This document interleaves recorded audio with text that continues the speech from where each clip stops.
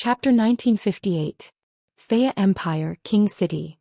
This was a city surrounded by tall city walls with a golden palace in the center. It was very similar to Ailu Empire's King City. The only difference was that Ailu Empire's King City was located in the middle of a mountain range. It was surrounded by mountains and looked like a basin. Faya Empire's King City was located in half a forest. Why half a forest? This was because the front of the Faya Empire's royal city was a vast expanse of flat land. However, the left, right and back were filled with towering trees. It was as though the front of an O-shaped forest had been flattened. The Faya Empire's royal city was situated at the front of the flattened forest. Therefore, Faya Empire was located in half a forest. At this moment, in a palace in Faya Empire's King City, Vaya with a golden crown was standing at the front. He was looking at the wall in front of him with his back facing everyone in the palace. In the hall, Hinajuku, Mikoto, Ikaros, Yagia, Yakaina, and the other girls were standing to the side as if they were just here to watch a show, as if it had nothing to do with them. Kaya was standing in the middle of the palace. The old man in black with his hands and chi shackled was kneeling beside Kaya. He was facing Vaya, who had his back facing everyone. Other than the girls, Vaya, Kaya and the old man in black, there were two other people in the palace. One of them was about the same age as Vaya. He looked to be in his 40s or 50s.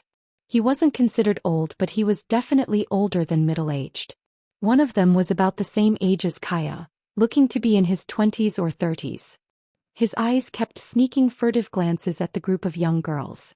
His eyes flashed with surprise, greed, wickedness and other emotions. His clothes were luxurious, but his face was incomparably pale. It was clear that he had overindulged himself and was a man who couldn't be helped up to the wall. Naturally, the group of girls noticed that this nouveau riche, a rich young master who gave off an extremely bad first impression, was peeking at them.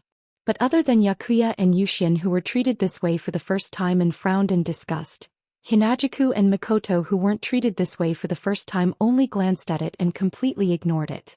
As for Ikaros, that goes without saying. Even if this guy's performance was better than Kaya's, Ikaros wouldn't even spare him half a glance. She'd just stand there and not say a word. After maintaining this scene for an unknown amount of time, Waya turned around and looked at the group of girls with a faint smile. "How's that little guy doing now?" The girls were stunned for a moment. Then Hinajuku and Mikoto realized who the little guy Waya was talking about was. Their faces darkened and they smiled bitterly. "We don't know how Yen is doing." Chuju shook her head in front of Vaya and Kaya's shocked faces. "He left the capital of another era to deal with the Beast King. We don't know how he is, but he must be doing his best. Is that so?" Vaya nodded. He didn't ask anything about the to deal with the Beast King part, as if he already knew everything. "Then let's believe in that little guy. He's a super genius that Kite always praises." Chuju and Mikoto nodded heavily. Karos, Yakuya and Zhou Xian also had different expressions, but the trust they had for Yen Liqiang was the same. She didn't know if Waya really trusted Wu Yen or if she chose to trust Wu Yen because of Kate's praise. Either way, it doesn't matter. When it comes to trust, no one would trust Wu Yen more than the girls. Only then did Waya turn his head and look at the old man in black who was kneeling on the ground. The smile he had when he was facing the group of girls was gone, and there was no anger because his son was almost killed by the man in front of him. There was only a strange calmness that made one's heart palpitate. Waya didn't interrogate him, nor did he question him. He just stared at the black-clothed old man. Even though there wasn't the slightest bit of magic power surging from his body, the black-clothed old man felt a heavy pressure coming from him. It made his heart tremble and his back was instantly drenched in sweat. Just like this, after a minute had passed, the black-costume old man was unable to bear this strange silence and took the lead to speak. "I won't say anything." Clearly, no one had questioned him, but the black-clothed old man had said these words himself.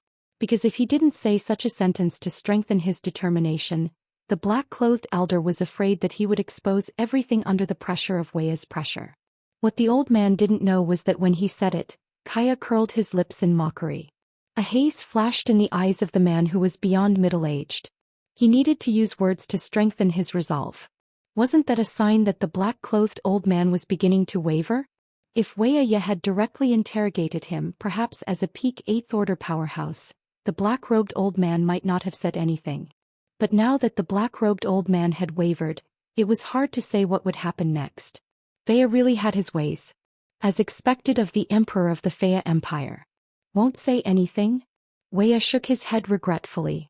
His words sent chills down the spines of those who heard them. Don't worry, I don't need you to say anything. I have plenty of ways to make the rat hiding behind you jump out. After saying that, Wei waved his hand, and 2 armored knights with swords in their hands pushed open the door and entered amidst the clanging sounds of footsteps. Looking at the aura on their bodies, they were actually 2 powerhouses of the 8th Order. Take him down, hang him on the floating plaza and cripple his Dou Qi. The weather has been pretty good recently, and I believe the fierce sunlight will cause him to lose his mind. When the time comes, bring him to Fan Ku's side. Hearing those words, Kaya's eyes immediately lit up. An alarmed expression appeared on the black-clothed old man's face. As for the middle-aged man and the unsightly man, one's expression became even more gloomy, while the other's entire body began to tremble, revealing an expression of fear. Fan Ku was a strange magician that Vea had met in his early days before he became the emperor.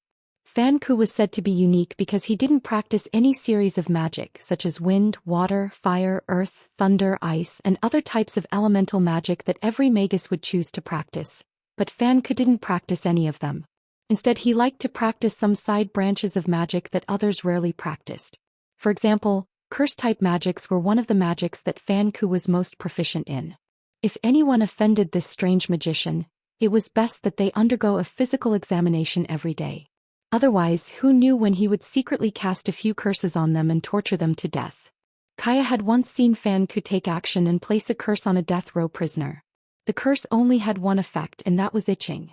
In the end, on that day, the death row inmate scratched his own body like a madman. His nails scratched his skin and his flesh was dug out by himself. However, the death row inmate kept scratching himself. The next day he scratched himself until he was covered in blood. He died with his eyes wide open. It was because Vea had taken a fancy to Fan Ku's strange methods of torturing people that he invited him over after he became the emperor. In exchange for providing him with magic research materials, he left some troublesome matters for him to deal with. He believed that under Fan Ku's methods and under the intense sunlight, the black-clothed old man would definitely confess everything that had happened, even though he was in a state worse than death, right? Your Majesty, you can't do this. The pitiful black-clothed old man only had time to shout out this sentence before one of the powerhouses of the 8th step knocked him unconscious. The 2 of them then dragged the black-clothed old man away. In response, Wea and Kaya didn't even show a hint of pity.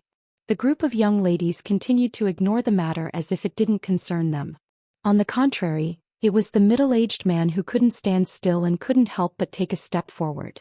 Your Majesty, since this person assassinated Prince Kaya, why don't we just execute him? Execute him? Wea smirked coldly as if he had expected the middle-aged man to speak up for him. Devon, you need to know that it's easy to execute these people. However, the one I want to execute is the one who instigated them. Hearing this, the man called Devon, who was beyond middle-aged, felt his heart tighten.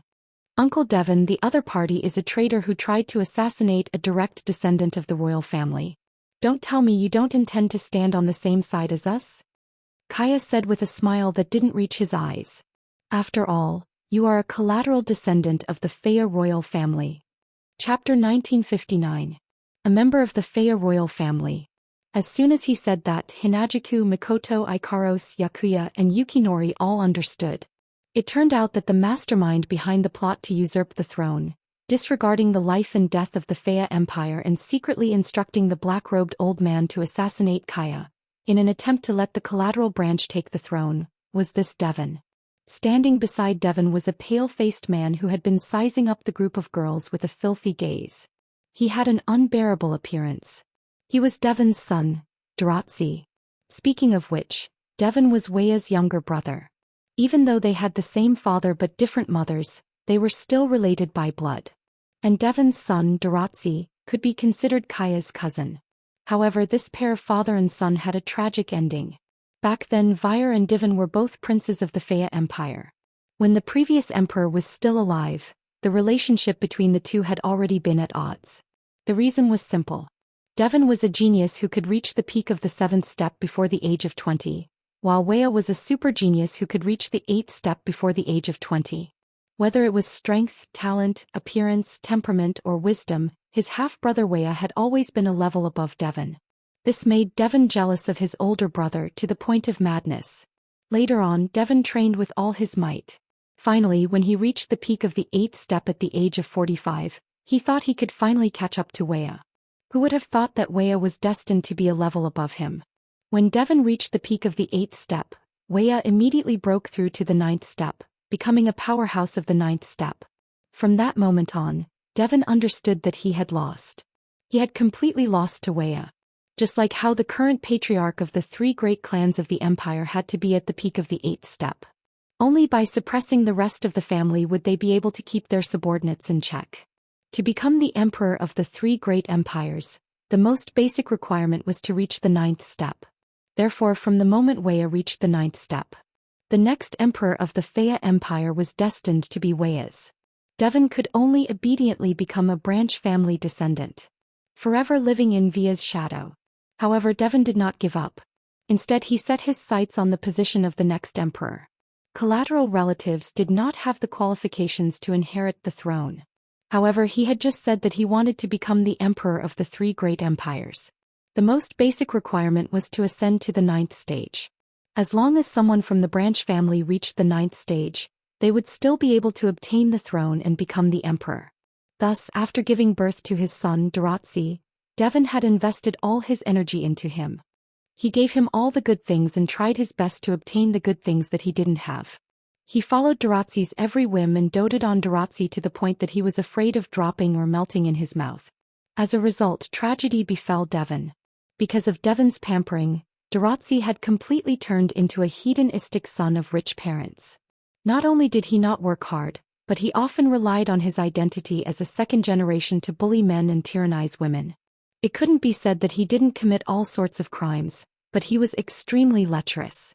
In broad daylight he would take advantage of women. Fortunately, Devon did not punish him. Instead, Kaya, who couldn't stand Daoist's actions, suppressed him every day. Otherwise, the royal family's face would have been completely lost. Originally, this wasn't a big deal. Devon wasn't a good person and he didn't care about his son's evil deeds.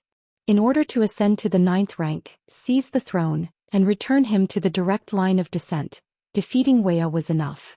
Devon didn't care about the rest. In the end, tragedy befell Devon.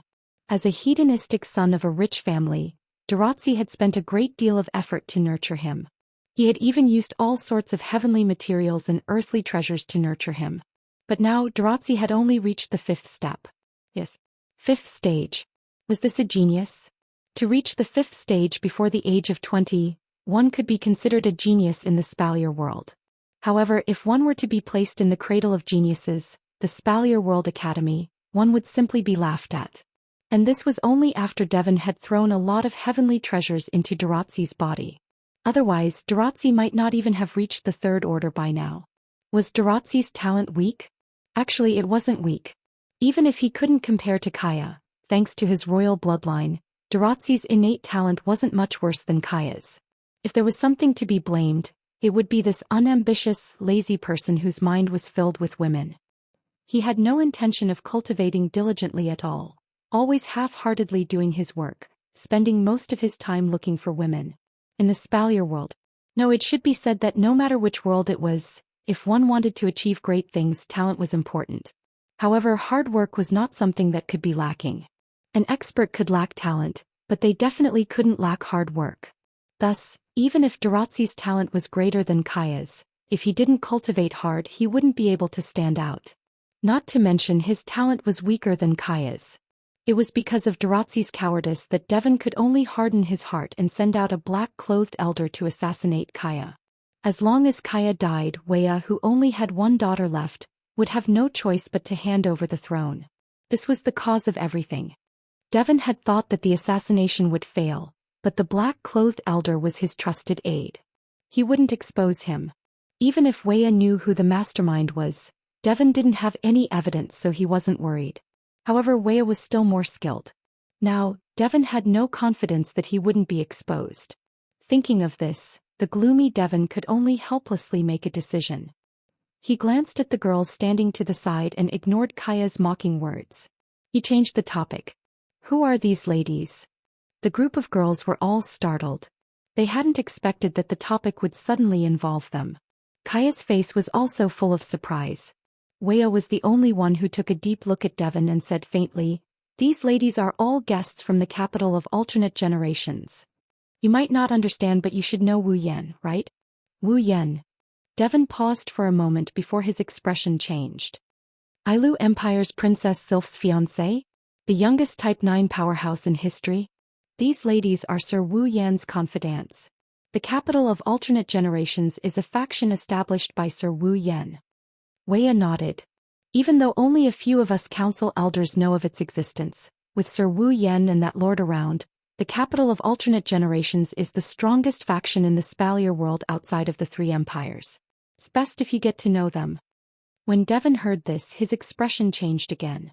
As a member of the Fea Empire's royal family, Wea's younger brother and Kaya's uncle, Devon's status was second only to Wea. He knew about the Lord Wea was talking about. Ikumo Yukari, the sixth demigod in the Spalier world. Rumor has it that this demigod didn't join any faction. Her origins were mysterious and elusive. However, she was especially fond of Ailu Empire's Princess Sylph's fiancé, the youngest Tier 9 fighter in history, Wu Yan. She even supported him from behind. Because of the support of such a demigod, the higher-ups of Silveria who knew of Yukari's existence thought that Wu Yan was her direct disciple. That, coupled with his talent, allowed him to become the youngest Tier 9 in the history of Silveria. If these girls were backed by a demigod powerhouse and the youngest powerhouse of the ninth step in history, then Devon really couldn't ignore them. Just as Devon was about to say something, Hinajuku suddenly spoke up from the group of girls.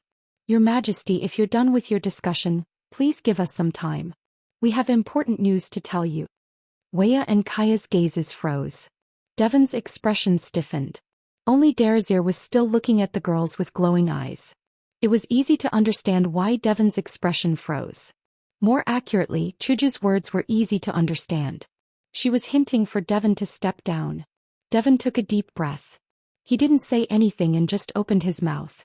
"Since your Majesty and the ladies have important matters to discuss, then we'll take our leave." Wea and Kaya did not say anything, and the group of girls did not pay any attention to Devon, causing a trace of anger to flash in Devon's eyes. He pulled the reluctant Daoist and walked out. Chapter 1960. Bang. With the sound of the door closing, the door to the hall was also shut tight, isolating the two worlds and blocking out the sounds from the two worlds. 23. Almost immediately, Devon's expression darkened.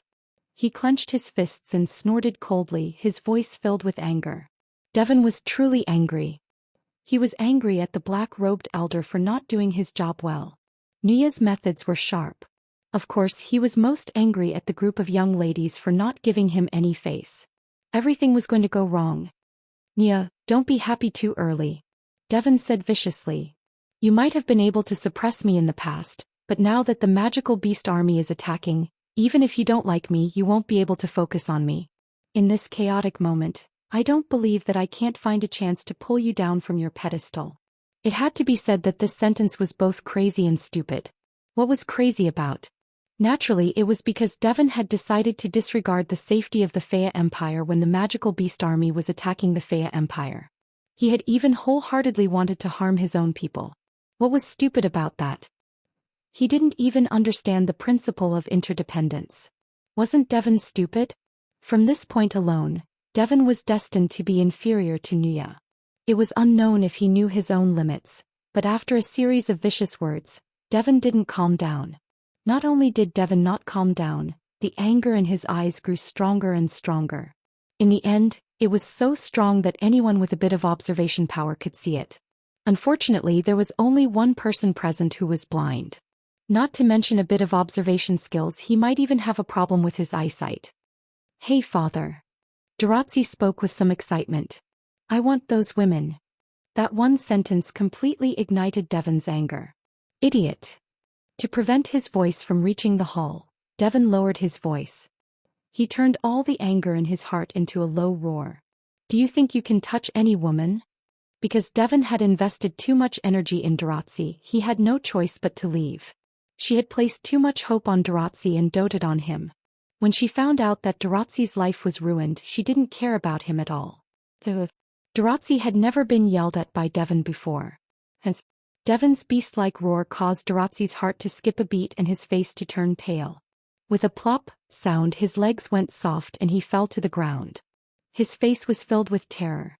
Seeing Daoist's cowardly appearance, Devon was both furious and disappointed. But when he thought of Davia's son Kaya's excellence, his fury and disappointment turned into hatred. He clenched his teeth and coldly said, "Listen, I don't care which women you want to mess with, but you'd better not touch the women inside." After saying that, Devon didn't want to look at Daoist anymore and turned around to leave. While walking, his mind was still spinning. Now, Devon knew that Chuju, Mikoto, Ikaros, Yakuya, Zhou Xian and the other girls were from the capital of alternate generations. Behind them stood the youngest powerhouse of the 9th step and a demigod. Such a faction, even if their low-end strength wasn't as strong as the 3 royal families, their high-end strength was something that even the 3 royal families couldn't help but be wary of.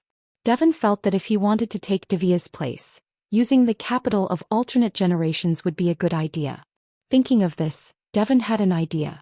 But before that, Devon felt that he had to deal with another problem first. "You want to use my men to force me to jump out?" Devon smiled coldly. "You're underestimating my courage, Davia. A peak powerhouse of the 8th step might be precious, but I've already abandoned him." However, Devon, who was completely focused on the black-clothed old man and the group of young ladies, didn't notice that his cowardly son, who was so scared by him that his legs went soft, was looking at him with unprecedented resentment. Because of excessive indulgence, his incomparably pale face had an expression that all humans once had. It was a rebellious expression. "Don't touch." Daoist spat out a mouthful of saliva and smiled evilly. "You say don't touch and I won't touch? Then I'll touch."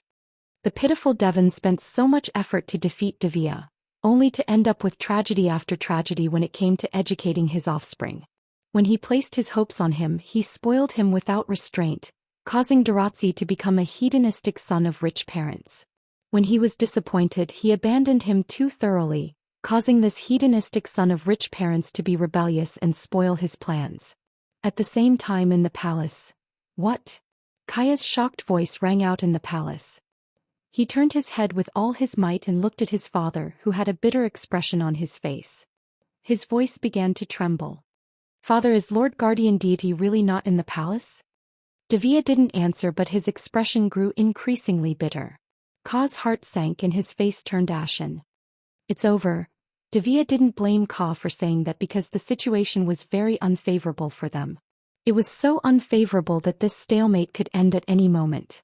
Moreover, it would end with the destruction of Faya Empire. "I always thought that the Beast King had used some kind of trick to lure the Guardian Deity away. Who would have thought that the situation would be worse than I imagined?" Weya gritted his teeth and took a deep breath. He then looked at the group of girls. "Since all of you have come to the Faya Empire, you must have been entrusted by the Guardian God to help us, am I right?" "Yes. Indeed, Miss Linya has something to do with it." Hinajiku nodded and spoke her thoughts. If the pseudo-Beast King leading the magical beast army knew that the pseudo-god-level Beast King was being sealed in the capital of alternate generations by 5 demigod-level fighters, I'm afraid that he would immediately abandon the Faya Empire and lead the magical beast army to attack the capital of alternate generations. Other than Miss Linya, we are here for ourselves. Before we came to Faya Empire, Yukari told us that it would be best if we could kill the Beast King. Even if we couldn't, we had to keep him here. We can't let him go to the otherworldly capital. Mikoto's voice was resolute, and her forehead flashed with electricity. Otherwise, if they affect the seal and allow the semi-divinity realm Beast Kings to break out of the seal, we'll be doomed. That's right. Ka had recovered from the sudden bad news and nodded heavily. Even though the guardian deity isn't here and the situation isn't looking good for us, a demigod Beast King is still much easier to deal with than a demigod Beast King. Since the demigod Beast King is sealed by 5 demigods and Lady Linya is working hard for the sake of Silveria, we can't admit defeat to a demigod Beast King. Hearing Ka's words, the group of girls nodded in agreement. Actually, their thoughts were similar to Ka's. In order to deal with the Beast King so that the Misaka sisters and the girls in the capital of alternate generations could live a carefree and happy life, Wu Yan must be working hard in various dungeon worlds. Since that was the case, even if the girls couldn't do anything to the demigod Beast King, they had to stall the demigod Beast King. They couldn't let him go to the capital of a different era. That was the determination in the girls' hearts. Then, Wei couldn't possibly object and looked at the girls. Ladies, do you have any ideas on how to deal with the Beast King? The girls looked at each other, then Hinajuku and Mikoto stepped forward. Actually, we came up with a plan while we were on our way here. About half an hour later, Chuju, Mikoto, Ikaros, Yugiya and Zhou Xian came out of the palace and walked down a golden corridor. Hey! Yugiya couldn't help but speak up. Is that Beast King really that strong? So strong that we have to do this? He's definitely stronger than you think. Chuju said seriously. At least I think even if the 5 of us work together we won't be able to defeat him. Wow, Zhou Xian didn't know he was that strong. Zhou Xian looked at Mikoto. Is he stronger than Master? Mikoto opened her mouth and was about to say something when a group of people came out from the corner and blocked the girls' path. The one leading them was Daoist with a proud smile on his face. Chapter 1961. The group of girls who were chatting stopped in their tracks and looked at the group of people who were blocking their way. The expressions on their faces all disappeared. Rushing out from the side, blocking the path of the girls was a group of people wearing armor with swords at their waists. They seemed to be from a knight regiment. There were about 20 of them and each of them seemed to be above 30. Their aura was faintly discernible, and one could tell at a glance that they weren't people to be trifled with. Without needing to use the system's perception ability, the group of girls sensed the aura of these 20 knights and instantly saw through their strength. 18 peak of the 7th step. The remaining 2 stood beside Daoist, one on the left and one on the right. They were slightly older than the rest of the knights. At first glance they should be middle-aged or above. Their auras were more stable and obscure. From time to time traces of light would flash across their eyes. Obviously they were much more powerful than the rest of the knights. The level of these 2 middle-aged knights was indeed higher than the other knights, between level 70-72, reaching the 8th step. As for Daoist, the group of girls didn't even want to look at him. He was nothing more than trash. Of course, the more they didn't look at Daoist, the more Daoist became arrogant. He thought that the other party didn't dare to look him in the eye, afraid of offending him. This was the same as when he bullied people in the past. It was a fixed plot. Therefore, Daoist unscrupulously swept his fanatical gaze over the group of girls. Especially when his gaze swept over Ikaros and Zhou Xian's protruding chest, the fanaticism in his eyes directly turned into lust, and he couldn't help but reach out his hands to the girls. This time the girls couldn't ignore Daoist anymore. Swoosh. Everyone's gazes converged on Daoist's body. The faintly discernible pressure also converged on Daoist's body through their gazes. This made Daoist's body stiffen and he couldn't move. Seeing this, the 2 middle-aged knights of the 8th step standing on the left and right of Daoist raised their brows and glanced at each other. They seemed unwilling to stand out. That was only natural. As powerhouses of the 7th step and above, these knights more or less had their own dignity. The knights didn't mind protecting someone who was weaker than them. They didn't even mind obeying someone who was weaker than them. However, Daoist wasn't just weak. He bullied the weak and feared the strong. He was abnormally lecherous. He was a hedonistic son of a rich family. Such a person. Who would think highly of him? If he hadn't been ordered by Devon to protect this useless second generation who was destined to be a good-for-nothing for the rest of his life. Not to mention the 2 Type 8 powerhouses, even the 18 peak Type 7 powerhouses would not be willing. It had to be said that Devon had indeed placed great importance on Daoist. He had actually given his son 20 guards, 2 of which were powerhouses of the 8th step, and the rest were all powerhouses of the 7th step. This was already a treatment that ordinary princes could not enjoy. The guards in charge of protecting Daoist didn't seem to know that Devon was completely disappointed in Daoist, even though he was unwilling. He had no choice but to stand out.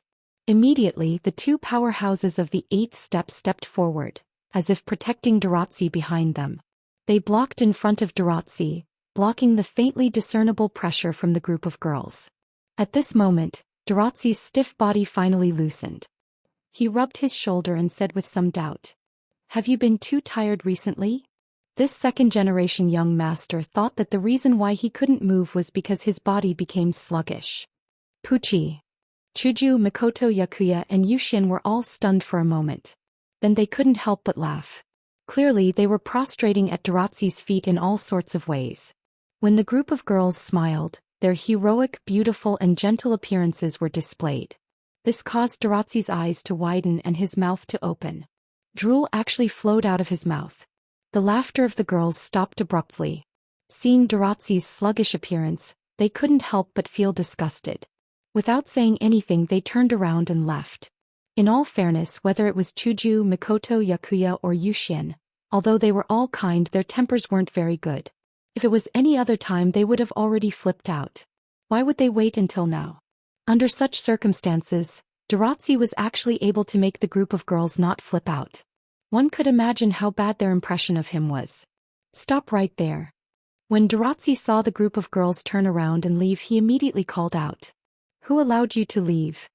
As soon as these words were spoken, the peak 7th Order powerhouses standing behind Daratzi seemed to have gotten used to it. They leaped up and surrounded the group of girls in a flash. Looking at their practiced movements, it was clear that they had done this many times in the past. Being surrounded like this, the group of girls could only helplessly stop again. Unable to hold back any longer, Yijia abruptly turned around and pointed at Daratzi. How dare you block our way? How is it? Amazing, right? Daratzi's nose was pointed towards the sky. He was so arrogant that no one could bear to look at him. It was as if he was the one who stopped the girls. Let me tell you, this prince has taken a liking to you. Obediently return with this prince. You're mocking me? You like me? Xian narrowed her eyes and looked expressionlessly at the smug Daratzi. But Xian hates you. Daratzi's smug expression froze on his face. What a coincidence. Chuju also said with a smile. I hate you too. Hateful. Mikoto opened her mouth in disgust. If I can, I really want to punch you twice.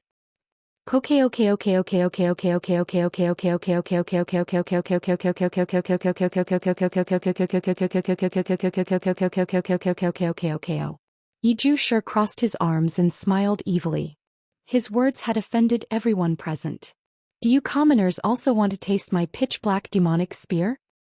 Hearing that, the group of peak Type 7 powerhouses who had been expressionless and numb to do things for Daratzi were enraged. The 2 Type 8 powerhouses also frowned, while Daratzi was trembling in anger as he cried out.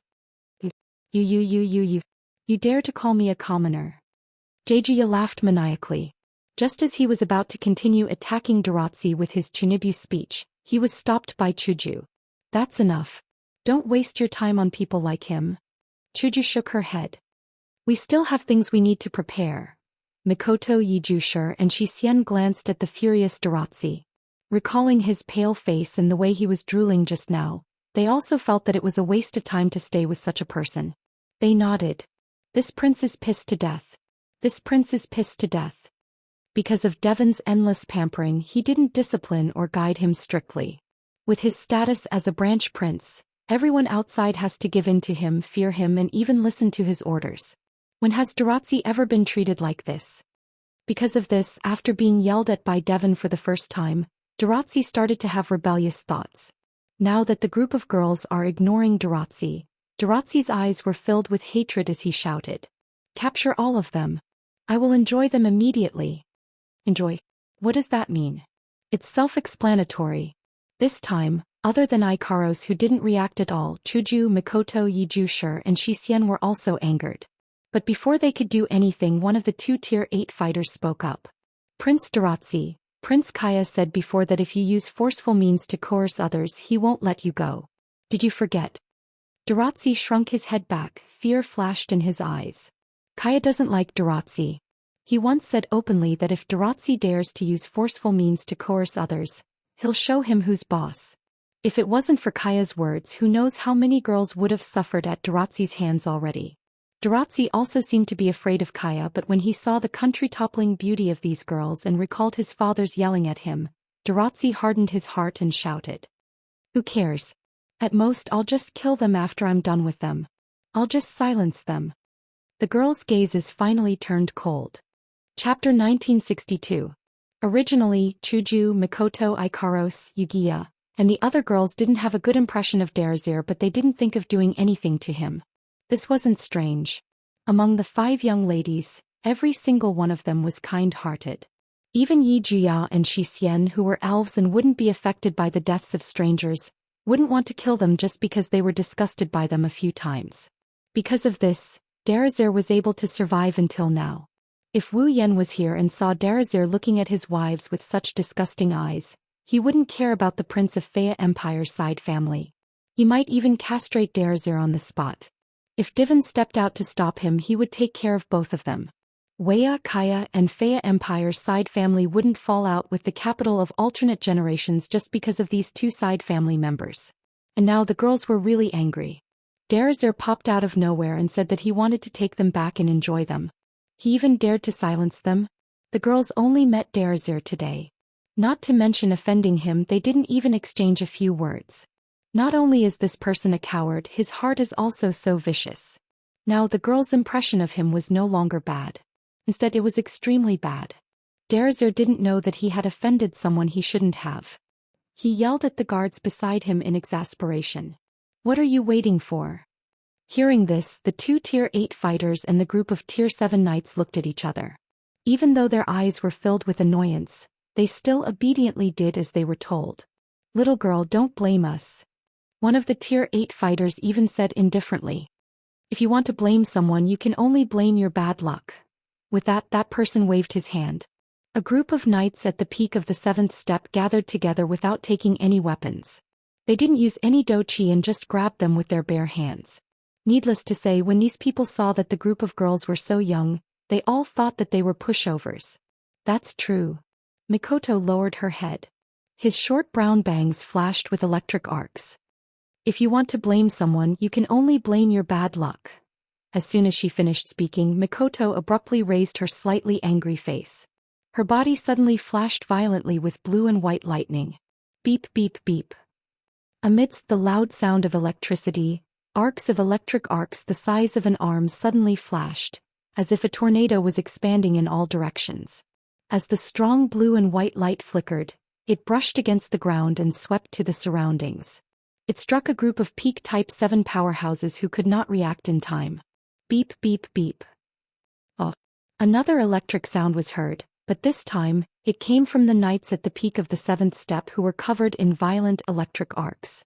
Blue and white lightning leaped around the peak of the 7th step knights, mercilessly attacking their bodies, causing them to scream in agony. The 2 powerhouses at the 8th step had a drastic change in expression, but before they could say anything, the indiscriminate electric arcs that swept through the surroundings also shot towards their direction, causing their pupils to shrink. They hurriedly raised their swords and hurriedly circulated their dochi. Bang! Along with a neat overlapping sound, a muffled sound was heard. Thick electric arcs violently struck the swords of the 2 powerhouses at the 8th step. Humph! The 2 powerhouses only felt an unparalleled force from the swords in their hands, causing them to groan and stagger back a few steps. It wasn't until they retreated in front of Darcy that they stabilized themselves. Their eyes were filled with horror as they looked at Mikoto. Bam bam bam bam. The group of peak Type 7 powerhouses fell to the ground one by one, emitting smoke all over their body. Their eyes rolled back and with scorch marks they fell to the ground, unable to get up again. From the beginning to the end, Darcy didn't react to what happened. His face was full of confusion and he even cried out. "Why are you all down? Hurry up and get up to capture them." Hearing this, the 2 powerhouses at the 8th step really wanted to send Darcy flying with a kick. "Don't you understand?" They kicked an iron plate. "You." The 2 powerhouses could only stare at Mikoto, who was stroking her bangs, her body flashing with blue and white electric arcs. "Who the hell are you?" "It doesn't matter who I am." Mikoto snorted coldly. She stretched out her hand and lightly tossed 2 shiny silver coins. It was clearly a simple action, but it caused the 2 powerhouses to have goosebumps all over their body. "Didn't you want to attack us? Then come face to face." Such a bold statement caused the 2 powerhouses of the 8th step to feel their chests tighten. Anger appeared on their faces as they felt like they were being looked down upon. They even forgot about the feeling of goosebumps.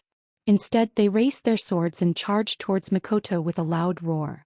As the saying goes, one is marked by the company one keeps. Although these two powerhouses and the 18 peak Type 7 powerhouses looked down on Darcy, they still followed his orders.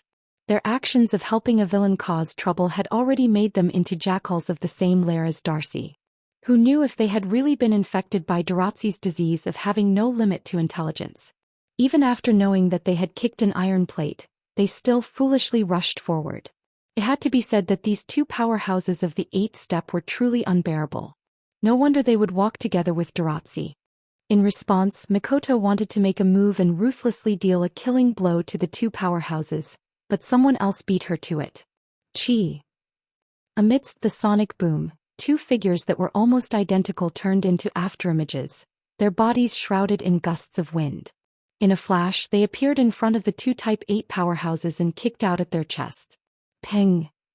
Before they could even let out a scream, the two powerhouses of the 8th stage who were helping the tyrant were sent flying by this kick. They were less than a meter away from Daratzi as they flew out fiercely. Finally, they smashed into the wall at the end of the corridor. Their heads tilted as they fainted. Clap, clap, clap. Yijia clapped his hands lightly as if he was dusting off the dust on his hands. He curled his lips. So weak. I feel the same. Xian patted her skirt.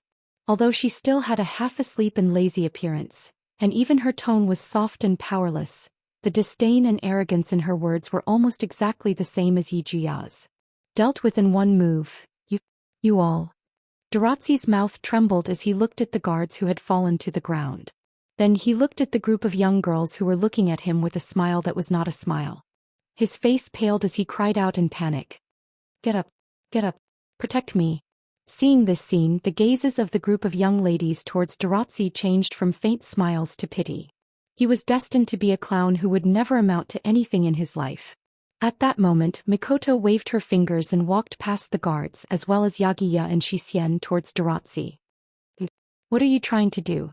Darcy's face was filled with fear as he looked at the approaching Mikoto. His legs trembled as he retreated step by step. He even tried to put up a brave front as he screamed. I am the Prince of Fia Empire. If you dare to touch me, Fia Empire will not let you off. However, Daratzi's threatening words didn't cause fear and panic like he had imagined. Instead, it caused Mikoto's expression to become dissatisfied. A trace of disdain slowly surfaced in her brown eyes. You.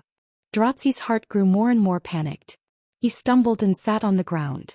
As he moved back, he kept shaking his head. Slowly, his eyes became moist. Even his pants were wet. Help.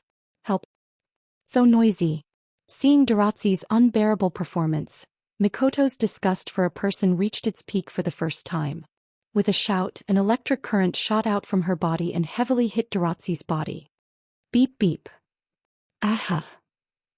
In the next moment, the screams of a pig being slaughtered echoed throughout the palace. Finally, it startled everyone and caused a complete commotion in the palace. Chapter 1963. Ah! When the screams echoed throughout the Fea Imperial Palace, no matter if it was the members of the Fea Imperial family living in the Imperial Palace or those who happened to be in the Imperial Palace, or even the servants in the Imperial Palace, they were all shocked when they heard the screams. Those who were slightly slower were astonished. Why would such a blood-curdling scream be heard from the palace? Those with sharp senses immediately realized that something had happened. However, they didn't understand who dared to cause trouble in the palace. Devon belonged to the latter. Originally, Devon was still walking to his bedroom while thinking about how to establish a relationship with the capital of a different era to obtain the support of the capital of a different era to pull Wea down from his position. However, before he could come up with a result, an extremely tragic cry resounded, startling Devon. What's wrong? Devon stared blankly as he didn't understand who dared to cause trouble in the palace. But shortly after, his expression changed. The blood-curdling scream was extremely mournful. But Devon still recognized the owner of the voice. If it wasn't his useless son, who else could it be? Devon had a bad premonition as soon as he recognized his son's voice. Indeed, Devon had pushed all the blame for Daratzi's failure to live up to expectations. He didn't feel that it was his fault at all and had given up on Daratzi. But giving up on Daratzi didn't mean that Devon wouldn't care about his son. After all, no matter how useless Daratzi was, Devon's blood flowed in Daratzi's veins. Devon only had Daoist as his only son and was counting on him to carry on the family line. Therefore, as long as Daoist could bear children, nothing else mattered. And now, after hearing Daoist's blood-curdling scream, Devon had a bad premonition. Devon knitted his brows deeply. Without hesitation, dense mana surged from Devon's body as he cast a speed-increasing wind-type spell. He darted toward the direction where the blood-curdling scream came from. Even though the palace was huge, but Daoist's speed was terrifyingly fast after casting a spell. Furthermore, as Devon had been considering how to establish a relationship with the capital of otherworldly beings, he didn't travel too far and arrived at the scene in just 10 seconds. Shortly after, Devon's expression changed once again, and this time, it was a drastic change. The first thing that caught his eye was Chuju, Mikoto, Ikaros, Yakuya, Zhou Xian, and the other young ladies who were still standing at the scene. Around the group of girls, knights in armor and swords were lying unconscious on the ground. At the end of the corridor where the girls were at, there were 2 middle-aged knights who were embedded into the wall. Their eyes were rolled back, and it was obvious that they wouldn't wake up in a short period of time. In front of the group of girls, or to be more precise, in front of Mikoto, was Daoist. He was foaming at the mouth, his eyes were lifeless, and his mouth was filled with saliva. The ground beneath him was completely soaked, and his body was emitting light smoke. He looked like a fool and had also fainted. Even if Devon used his need to think, he could roughly guess what happened. But that was the thing that Devon didn't want to see the most. If it was really as Devon thought, that idiot Daoist didn't listen to him and went to provoke the young ladies of the capital of otherworldly beings, then his plan to establish a relationship with the capital of otherworldly beings would be ruined by Daoist. No, not only would it be ruined, it might even push this huge helper to the side of Wuxia.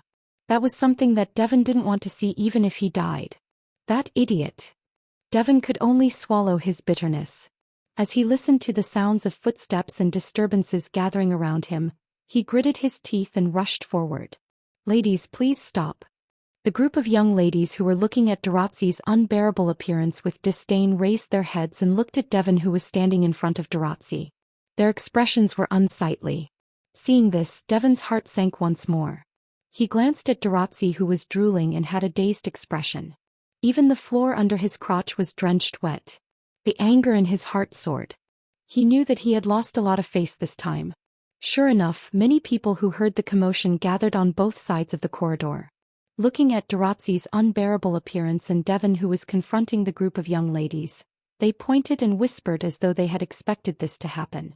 Actually, no matter who it was, as long as they knew how unbearable Daoist was, they would be able to guess the whole process of the matter. Thus, the onlookers all pointed at Daoist, their eyes and faces filled with disdain and disgust. Even Devon, who was standing in front of Daoist, seemed to be standing up for Daoist, was looked at with strange gazes, and the noise became louder and louder. What are you all doing? At this moment, at one end of the corridor, the spectators who had gathered there made a path in fear and trepidation. Wuxia and Kaya walked in from outside. Seeing this scene, their faces darkened. Obviously, if the crowd could guess what was going on, it's impossible for the emperor and prince to not guess it. Ladies. Kaya immediately stepped forward and hurriedly called out. What's going on? Chuju, Ikaros, Yagoya, and Zhou Xian didn't speak. Only Mikoto, who crossed her arms, suddenly spoke. This guy brought people to stop us. He threatened to take us back and enjoy us. He even said that he would kill us to silence us. That's why we took him down. When she said that, Wuxia, Kaya, and Devon's faces turned ugly. The three of them had thought that Daoist couldn't hold back his lust and had brought people to tease the group of girls.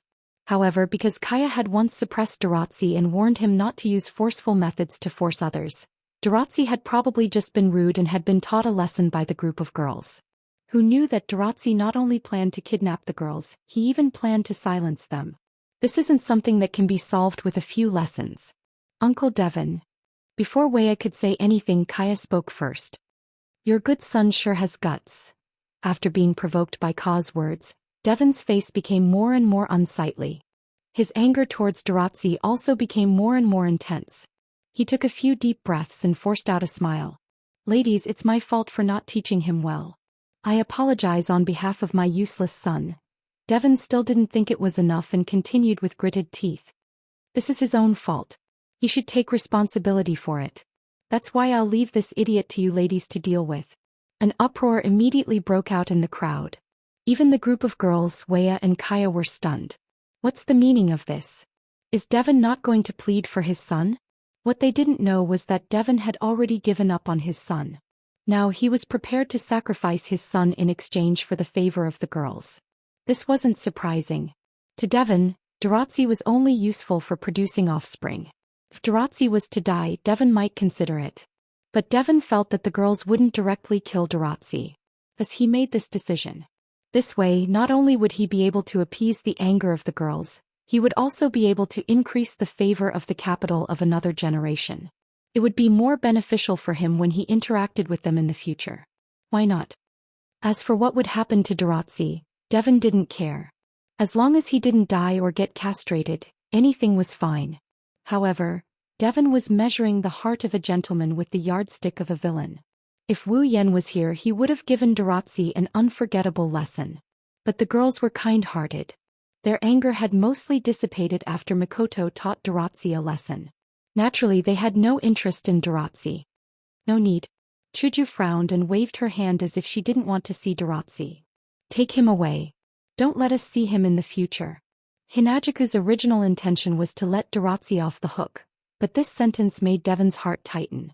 Could it be that these girls from the capital of another generation weren't willing to let this go and wanted to pursue the matter? Chapter 1964.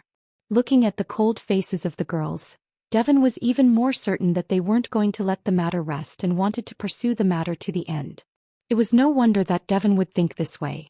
He clearly wanted to hand Daoist over and let Daoist bear all the responsibility to resolve this matter. However, the group of girls wasn't willing to accept this and even put on a cold expression. Weren't they intending to continue pursuing the matter? That's why they said Devon was measuring the heart of a gentleman with his own yardstick. The girls didn't accept Devon's suggestion because they wanted to let Daoist off the hook and let the curtains fall on this matter. Their cold faces made it even easier to understand. Chuju, Mikoto, Yakuya, and Zhou Xian couldn't stand Devon's actions of abandoning his own son. Ikaros didn't show any emotions. She's always been like this. The pitiful Devon was too paranoid and narrow-minded.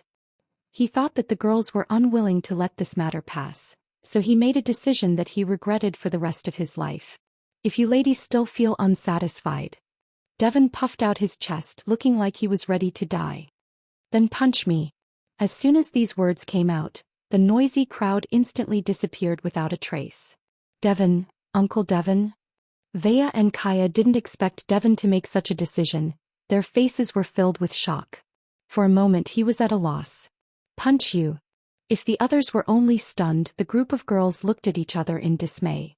They didn't know what was going on and they looked at Devon with strange gazes. Asking others to punch him for no reason. What's wrong with him? Could it be that this was the masochist that Yen Master had mentioned before? With that thought in mind, the group of girls looked at Devon weirdly. Even Sis Cannon, who was used to solving problems by force, felt a little uncomfortable. She smiled awkwardly. And no need. How can you not use force? Devon said righteously. Even though you have to bear the consequences of your own actions, Daoist is still my son. I have to bear a part of the responsibility. That sentence. Of course, Devon was just speaking casually. If Devon really had the awareness of being a father, Daoist wouldn't have been taught to act like a dog. He also wouldn't have been thrown out like a piece of trash to be sacrificed when he got into trouble. Upon witnessing Devon's righteous look, the crowd continued to whisper among themselves. There was a hint of admiration in his eyes as he looked at Devon. Kaya still had an expression of surprise on his face. She didn't know what was wrong with her uncle, but he suddenly became so righteous. Only Wea gave Devon a deep look. He glanced at the group of girls who were scratching their heads and seemed to have understood something. His eyes flashed with a hint of a smile. He coughed and said to the group of girls, "Since Devon has said so, ladies, please give him a chance." This. The group of girls looked at each other. In the end it was Chuju who asked hesitantly, "Really?" "Of course." Diwan nodded heavily with a graceful demeanor. "Ladies, please give me a chance." Hearing this, Chuju, Mikoto, Ikaros, Yakaina and the other girls looked at each other. They could see the confusion and helplessness in each other's eyes. "Then let me do it." Yakaina stepped forward. Her eyes shone with eagerness as if she found this very interesting. But it is indeed interesting. It's not that Yukaina hasn't hit anyone before, but it's the first time someone took the initiative to ask her to do it. The corners of Yi Juya's mouth curled up as his eyes lit up. I won't go easy on you. No problem. Devon patted his own chest and said, Don't worry. Please give it your all, miss. At first, Devon thought it would be either Chuju or Mikoto. Now it's a girl he's never heard of. Though he didn't show it on his face, his heart was filled with joy.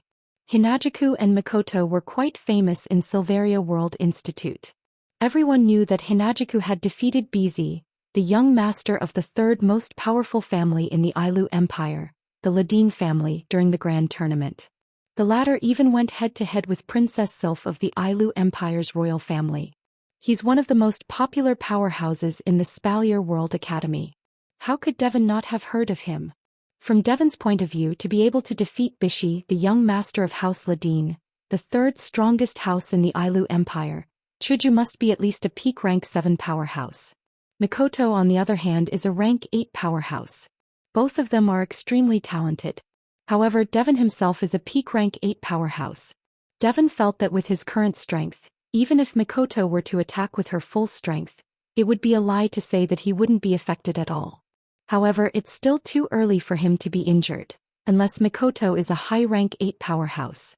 As for Chuju, even if she made a breakthrough after leaving the Spalier World Academy, she should still be weaker than Mikoto. If she were to attack, Devon wouldn't have to fear her at all. But this time, Hinajuku didn't do anything, Mikoto didn't do anything. The one who did was a little girl whose name he didn't even know. Devon's heart calmed down. He looked at Yugiku, who was eager to do something, and he just used his mana to cover his body. If it were Chuju or Mikoto attacking, Devon would have used a shield spell to block the attack. But since it was Yukaina who attacked, Devon thought that it would be fine to use his mana to reduce the damage. He didn't want to embarrass his opponent too much. Such underestimation of the enemy and a series of self-righteous thoughts caused Devon to fall into an ice cellar in the next moment. Whoosh. At a certain moment, Yijiyoshi's figure suddenly moved. He raised one of his hands and clenched it tightly. A stream of air surged from it and wrapped around Yijiyoshi's slender fist. It tore through the air and viciously smashed towards Devon's chest. As soon as Yijuya made his move, everyone in the audience cried out in surprise.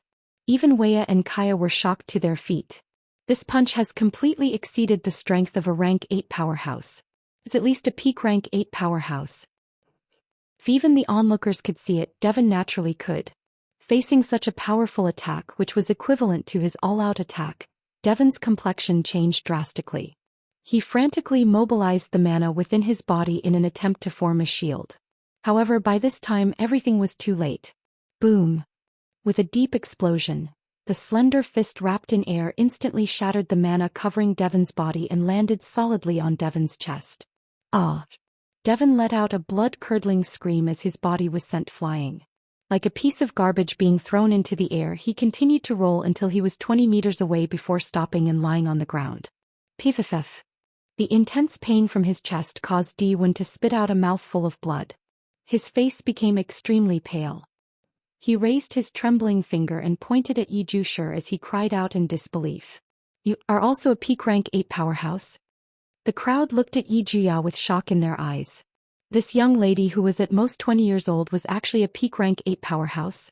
Doesn't that mean that as long as this young lady is given some time, she will have a chance to become a rank 9 powerhouse and dominate the Spalier world? Furthermore, if he was lucky, it was not impossible for him to break through to the demigod level and become invincible from then on. Where did this super genius come from? Wei Ya's face was also filled with shock, not expecting Yijuya to be a peak type 8 powerhouse. Even Kaya's eyes flashed as he looked at Yijuya seriously. If these people knew that Yukaina wasn't a peak rank 8 powerhouse but a rank 9 powerhouse, what would they think? Why are you looking at me like that? Being stared at like that, Yigeisha's face reddened and he stuttered as he tried to explain himself. He asked me to hit him. Who knew he's so weak? This girl thought that she was being too heavy-handed. Everyone immediately looked at Devon with strange gazes, causing his face to turn green and white. In the end, he couldn't stand the stimulation and his head tilted to the side as he fainted. An uproar once again resounded throughout the entire palace. Chapter 1965. The royal city of Fair Empire was bustling with activity today. As the saying goes, good news never leaves the house, but bad news travels for thousands of miles. Furthermore, all the powerful fighters in the Fair Empire who could fight on the battlefield had gathered in the capital of the Fair Empire. If a piece of news were to leak out, how much time would it take for everyone to know? Therefore, in just half a day's time, two extremely shocking pieces of news were leaked. The first piece of news was that Daoist of the Fair royal family kicked an iron plate. Not only did he fail to take advantage of a young girl, but he was also defeated along with his guards. When news of this spread, everyone in the Field Empire's capital cheered in unison, saying that they deserved it. Many people were aware of Daoist's existence and actions. The reason was simple, because this guy would go to the streets of the royal city every day to find some good-looking girls. As a prince of a branch family, he often used his status to bully men and take advantage of women, causing others to despise him. It could be said that his reputation was in tatters. In the past, the men who had been bullied by Daoist and the women who had been molested by Daoist could only bear with it because of the other party's status. Now that this scum had finally been dealt with, how could they not be happy? Some of the servants in the palace even used a crystal ball to record the scene of Daoist lying on the ground, urinating all over the floor. His mouth was full of saliva and his eyes were bulging out. He looked like an unbearable fool. They then spread it around the royal city. In just half a day, everyone had seen it. It was believed that Daoist would not be able to raise his head in the royal city in the future. The second piece of news was that Daoist's father, Devon, was also defeated in one move.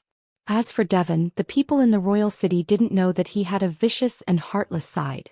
Their impression of Devon stopped at the level of leader of the royal family of Fair Empire. They only knew that the current emperor of Fair Empire had a younger brother but didn't know what he was capable of. However, when the news of today's incident spread, Devon's impression of him became thought-provoking. Knocked down by a single move? Defeated in one move by a young girl who wasn't even 20 years old? Wouldn't that be an incomparably shameful thing? However, there were also rumors that Devon was willing to be punched in order to shoulder some of the blame for his son. That was why he ended up in such a state. It wasn't shameful. Instead, he dared to take responsibility for his actions and had an extraordinary bearing. Of course, if Devon's son was someone else, the people in the capital would definitely think so. At that time, not only would Devon not lose face, but he would also gain a good reputation. Unfortunately, Devon's son was Daoist. Stand up for a scum like Daoist? If this wasn't aiding the tyrant, then it was showing favoritism, right? This leader of a branch of the Fair Empire's royal family wasn't a good person either. As a result, all the rumors about Devon became negative. Due to the effectiveness of the air-restricting domain, the people were no longer afraid of the surprise attacks of the flying magical beasts. The magical beast army also seemed to have realized that they had lost a great advantage and did not launch an attack during this period of time. As a result, the two rumors that had tarnished the reputation of the Fair Empire's royal family were discussed enthusiastically for the entire day. They did not stop until the sun set and night fell. Thanks to this, the Fair Empire's royal city, which had been filled with tension and heaviness due to the magical beast army's attack, was instantly replaced by a sense of joy. Today, the Fair Empire's royal city was filled with laughter, and the atmosphere was joyous. While the entire Fair Empire's royal city was filled with laughter due to the liveliness of Devon and Daoist, an incomparably mournful shriek sounded in one of the chambers in the Fair Empire's royal city. Bam! Accompanied by a blood-curdling scream, a figure was flung high into the air like a kite with a broken string in the bedchamber before crashing heavily onto the ground. After rolling a few times, a face contorted in pain was revealed. This face belonged to one of the main characters of today's scandal, Daoist. However, Daoist's current state was much worse than during the day. His face, which was originally extremely pale due to excessive debauchery, became completely pale. Not only were his clothes covered in dust, but they were also covered in fist and footprints. The corners of his mouth were full of blood, and blood was also flowing from his nostrils.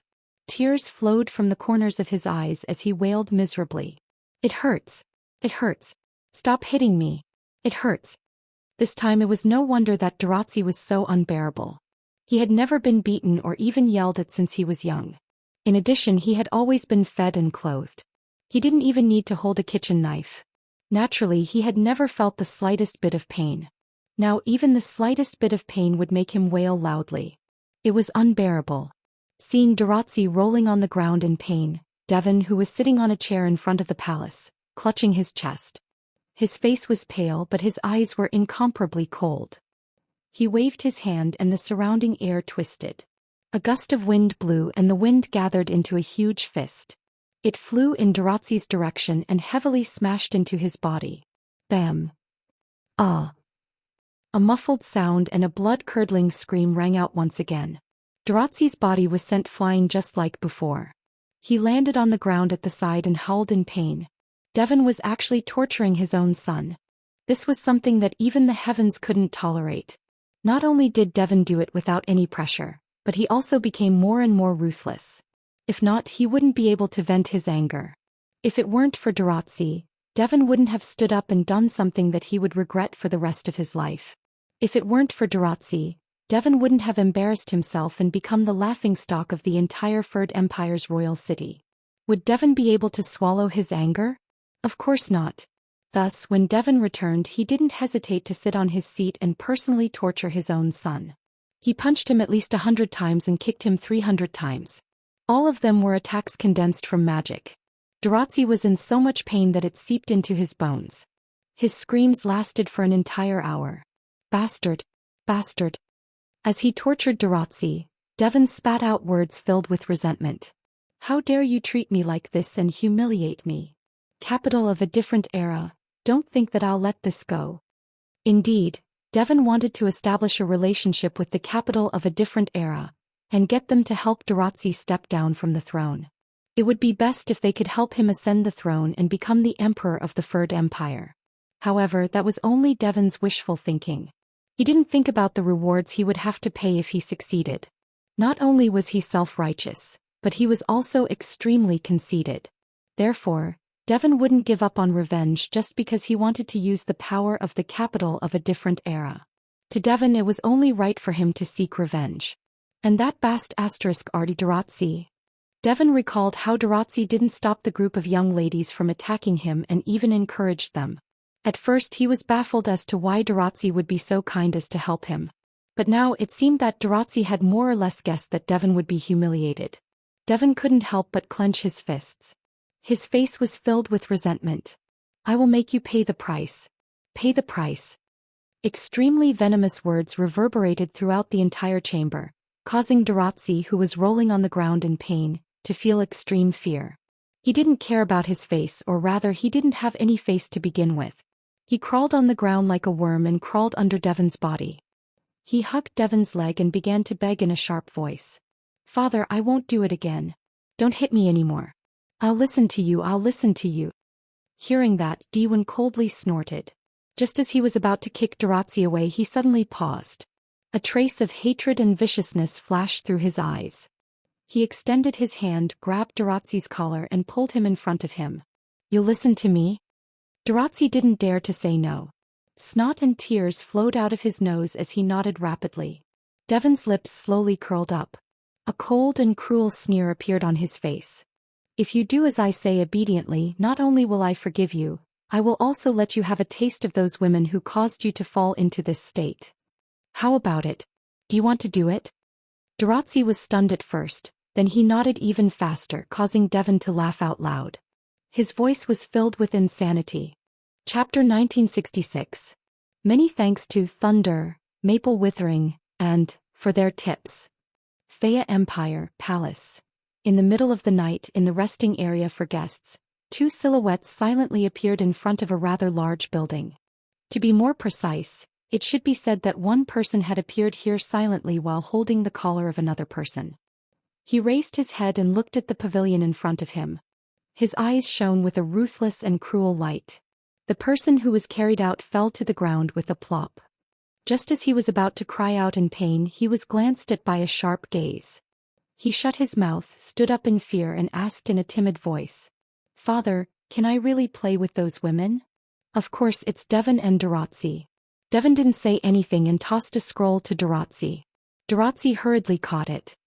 Do as I said and you'll succeed. But if you do anything stupid again, I won't. I won't. Daoist hurriedly said when he heard Devon's cold voice. I'll listen to you this time. That's good. Devon relaxed and didn't say anything else. He turned around and disappeared into the shadows. Seeing this, Daoist's eyes flashed with a filthy light. He rubbed his hands and hugged the scroll as if it was a treasure. With a face full of joy, he ran to the loft in front of him. He directly pushed open the door and walked in. At the same time, Wuxia was lying on a round table in the middle of his living room, waiting for Xian to arrive with a bored expression. Xian, you're so slow. Unlike the Baruba Empire's palace where the girls lived together, Chuju, Mikoto, Ikaros, Yakuya, and Xian were arranged to live in separate buildings. Even though they weren't far from each other, they weren't living together. For the Yakuya sisters who are like twins, this was a bit hard to accept. That's why Xian said that she would secretly come over at night. She would live together with Yakuya. Bam. At a certain moment, the sound of the door being pushed open and closed came from the entrance. Wuxia, who had his back to the door, paused for a moment and turned around in confusion. Then Wuxia saw it. He saw the scroll in his arms. Daoist slowly walked over with a silly grin on his face. Wuxia couldn't help but be stunned. There was no denying it. Although Yakuya's figure wasn't as good as Ikaros or Xian's, it was still quite impressive. But it was definitely not bad. Needless to say, it was very difficult to find someone who could surpass Wuxia in terms of looks, and Wuxia's figure belonged to the slender type. She couldn't be considered petite, but she gave people the feeling that she would break with just a little bit of force. Daoist's saliva nearly flowed out from his mouth as he gazed at Wuxia's peerlessly beautiful appearance and tiny waist. Almost uncontrollably, Daoist tossed aside Devon's repeated exhortations of using scrolls the instant he saw Wuxia. Instead, he muttered with a greedy and obscene tone. Little beauty, this prince is coming. Why is it you? She frowned and shouted angrily. What are you talking about? She frowned and shouted. Thou actually dared to barge into my sacred palace? Get out. Little beauty, don't be angry. Daoist licked his lips. Seeing that Wuxia was about to teach him a lesson, he finally remembered what he came for and stopped hesitating. Let's do something fun. Daoist fiercely tore open the scroll in his hand and a dazzling light flashed. Ah! Wuxia felt his vision turn white. A strange wave of energy suddenly entered his body and rushed to his brain, causing him to groan. His body froze on the spot and his mind went blank. His eyes became dazed and he lost all consciousness.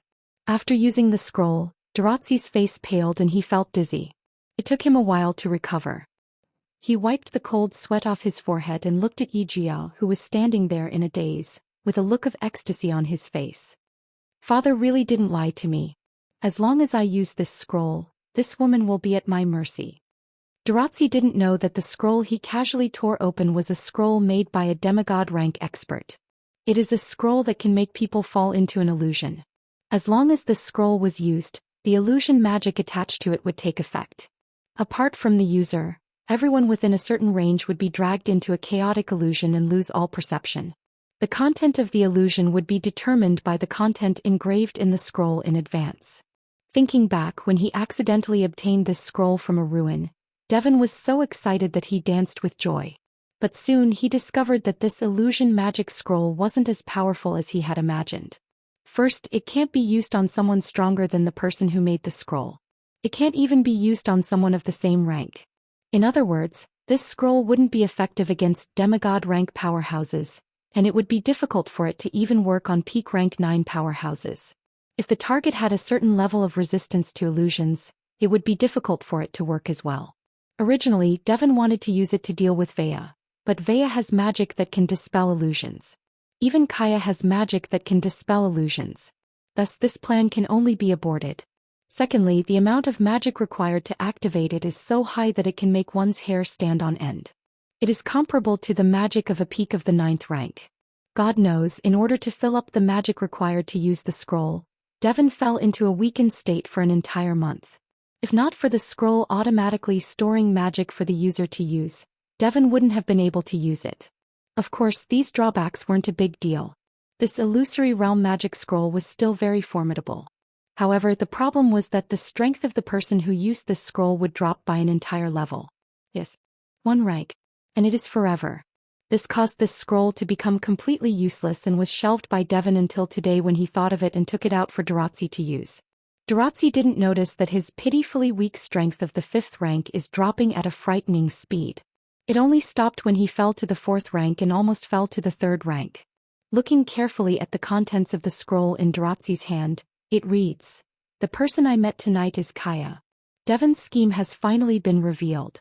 Using an illusion magic scroll to force Zhou into an illusion, he will treat Daoist as Kaya and shift the blame for everything that happened tonight to Kaya, to the direct descendants of the Faya Empire's royal family. This way, Devon will not only take revenge on Zhou, who made him lose face, but also the direct descendants of the Faya Empire's royal family. Devon didn't think that the people of the capital of alternate generations would let this matter rest. He can also use this opportunity to establish a relationship with the capital of alternate generations and drag them down with him to deal with Faya. 3 birds with 1 stone. Daoist didn't know about all of this. He only knew that his father had ordered him to do whatever he wanted after using the scroll. Daoist's greedy gaze swept over the sluggish Yakuya's body. He couldn't wait to take off his pants and yell out loud, "Little beauty, I'm coming." After speaking, Daoist reached out with his hand and grabbed towards Yakuya's body. Ah! A blood-curdling scream filled with fear, despair suddenly reverberated throughout the resting area of the Faya Imperial Palace. The scream was so shrill that it made one think of a criminal who was sentenced to death being sliced into 1,000 pieces. It was as shrill as a ghost scream. Not good. When Devon, who was hiding in the shadows outside, heard this voice, his expression changed drastically. He immediately recognized the owner of this voice. The plan has failed. Immediately, an extremely strong sense of unease welled up in Devon's heart. Then a strange sound came from the pavilion. It was like the sharp whistling sound of a tornado tearing through the air. It also sounded like the wailing of a ghost from the abyss, making one's hair stand on end. He's indeed trash. He can't even handle such a small matter. Devon couldn't sit still anymore. He dashed out of the shadows, but he didn't dash toward the attic. Instead, he dashed toward the outside of the resting area. Devon had no intention of saving Daoist. Instead, he chose to protect himself. Chi. However, in the next second, the sound of something breaking through the air rang out behind him, causing Devon's pupils to shrink to the size of a needle tip. Chapter 1967. Chi. Almost at the same time, Devon felt a chill in his heart.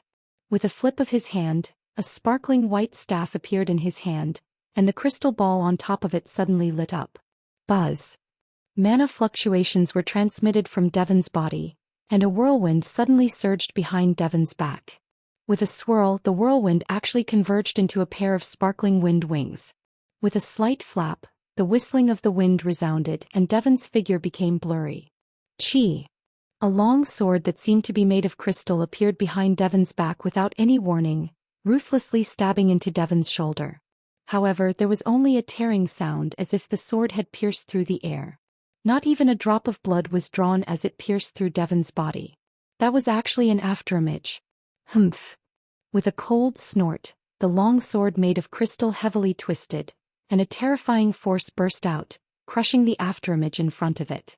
Soon after, the owner of the crystal longsword slowly appeared in the air, exposed under the moonlight. It was Chuju. Turning around and raising her head, Chuju held the white cherry in her hand and looked ahead. Over there, Devon, who had gathered wind wings behind his back, was floating at a low altitude of less than 5 meters. Chong Feng looked down at the scene of Hinajiku crushing his afterimage, and a drop of cold sweat slid down his cheek. Devon could imagine that if he hadn't decisively used the flight magic that he had hidden, his shoulder would have been pierced. If that was the case, then his shoulder would have been pierced through by the sword earlier. The severity of the injury would definitely cause him to lose his ability to fight in an instant. In addition, when Chuju arrived, Devon only felt a trace of sound and nothing else. This made Devon very inconceivable thought emerge in his mind. Could it be that this little girl was also a powerhouse at the peak of the 8th step? But wasn't she only at the peak of the 7th step in the Spalier World Academy? Even if she made a breakthrough during the time she left the Spalier World Academy, she would only be at the beginning of the 8th step. If her talent was good, she might reach the beginning of the 8th step. How could she suddenly reach the peak of the 8th step? Originally, Devon still wanted to deceive them and push away the possibility of being exposed. He believed that the royal family of the Faya Empire wouldn't be able to prove that he was the one who instigated it. He definitely couldn't attack him directly. However, this was an inconceivable thought. However, Devon had forgotten about it for a moment. Thus, Hinajuku's yellow-green eyes flashed with anger and coldness. While Devon was still in disbelief, Hinajuku tapped her toes on the ground. Her figure turned into a stream of pink light, streaking across the sky like a meteor. In an instant she arrived in front of Devon. She raised the crystal sword in her hand, and like a flash of sword light she stabbed out with lightning speed. Exclamation point. The sharp tip of the sword enlarged in Devon's eyes, causing his expression to change drastically. It wasn't that Devon was making a fuss over nothing. Instead, Chuju was simply too fast. She was so fast that Devon didn't even have time to raise his staff, cast a spell, or say a single word before he was met with such an attack. Ha! At the crucial moment, Devon could only loudly shout as he roused all the mana within his body and crazily poured it into the wind wings on his back, making the wind wings tremble and swell up due to the excessive amount of mana. Bang! With an explosion, the wings of wind behind Devon instantly exploded, turning into an extremely berserk wave that engulfed the surroundings. Bang! In the next moment, that berserk wave turned into a substantial impact. Not only did it hit Devon, but it also sent him flying with a groan. It also surged towards Chuju, who was thrusting her sword at him. The whistling sound of the surging wave reverberated through the entire space, causing one's scalp to feel numb. Even Devon suffered a self-inflicted blow and was sent flying. His face flushed red and he almost spat out a mouthful of blood. However, in the face of this berserk wave, Chuju's expression remained the same. The crystal sword in her hand flashed with a sharp arc of light. Instead of retreating, she advanced and ruthlessly stabbed at the wave of wind before her. Swish! With a clear tearing sound, the shockwave that was rushing towards Hinajuku was sliced apart like a piece of cloth.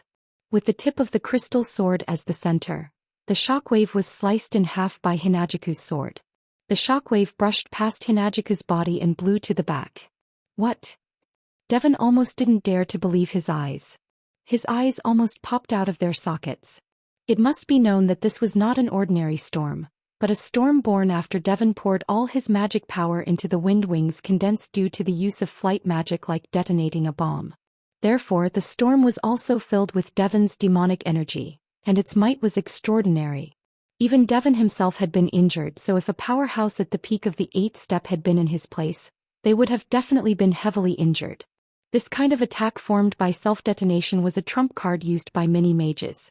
Devon was the same. How could Devon not be shocked when such a trump card was cut in half by a single sword strike? However, Devon forgot that under Chuju's terrifying speed, the time he spent in shock had led to him almost being in danger. This time it was naturally the same. Whoosh! With a whistling sound, the pink figure passed through the wave of wind in all directions. With a turn in the air, a dive and a turn like a Z-bolt of lightning, she flashed behind Devon, who was still flying backwards with a face full of shock. Then the sharp crystal sword changed from a stab to a slap, and like swatting a fly, it heavily struck Devon's back. Bang! A muffled sound and a scream sounded at the same time. Devon's figure was like an arrow leaving the bow. He was thrown forward at a speed faster than when he came. Then he hit the air that was as hard as a wall due to the forbidden airspace domain and fell down in an incomplete parabola. Bang! The roof of an attic was directly smashed by Devon, who fell down. Devon's figure that fell like garbage was also accompanied by a lot of wood shavings. In a burst of crackling sounds, he fell to the ground and was almost buried by the wood shavings. Ugh! Devon dizzily stretched out his trembling hand to support himself from the ground. He struggled to support half of his body. His face was pale and his heart was full of panic. What's going on with that woman in the capital of a different era? How can she have such terrifying speed and strength? Could it be? The moment that "could it be" appeared in his heart, Devon frantically shook his head as if he was escaping from reality, trying to shake off that absurd thought. At this moment, an extremely weak voice full of fear and pleading entered Devon's ears. "My father, save me." Hearing that voice that was weaker than a mosquito, but it made one's heart tremble. Devon subconsciously raised his head with difficulty. Immediately, Devon's pupils abruptly shrunk. This was because, in front of Devon, there was a person whose hands were strangely twisted outwards at an impossible angle. He was struggling to crawl towards Devon while spitting out blood. His eyes were filled with pain and despair. He was crawling while calling for help with a weak voice. Father, father, me, it was Daoist. Daoist, whose hands had been ruthlessly broken. Behind Daoist stood Zhou Xian, who was holding the dazed Yijia. Her pair of half-squinted eyes were still normal, but at this moment her mercury-like pupils were filled with rage and coldness that would never appear in the past. Her body was also surging with terrifying spiritual energy. Zhou Xian, who wasn't easily angered, finally released her true killing intent for the first time after witnessing Devon and Daoist's actions against Yijia. Seeing the anger, coldness and killing intent surging in Zhou Xian's mercury-like pupils, Devon's heart burst with fear and a shadow of death. At this moment, Devon finally realized. He realized that he shouldn't have provoked this group of young girls in front of him. Of course, Devon also realized this. Today perhaps was the day of his true death. Chi.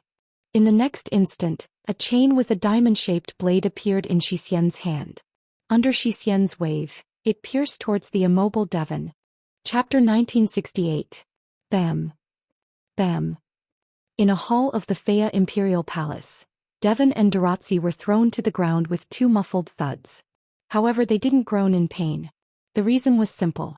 Daoist's arms were completely broken and he had fainted from the pain. His face was covered in tears and snot and he looked miserable. If Daoist was said to be miserable, then Devon was said to be inhumane.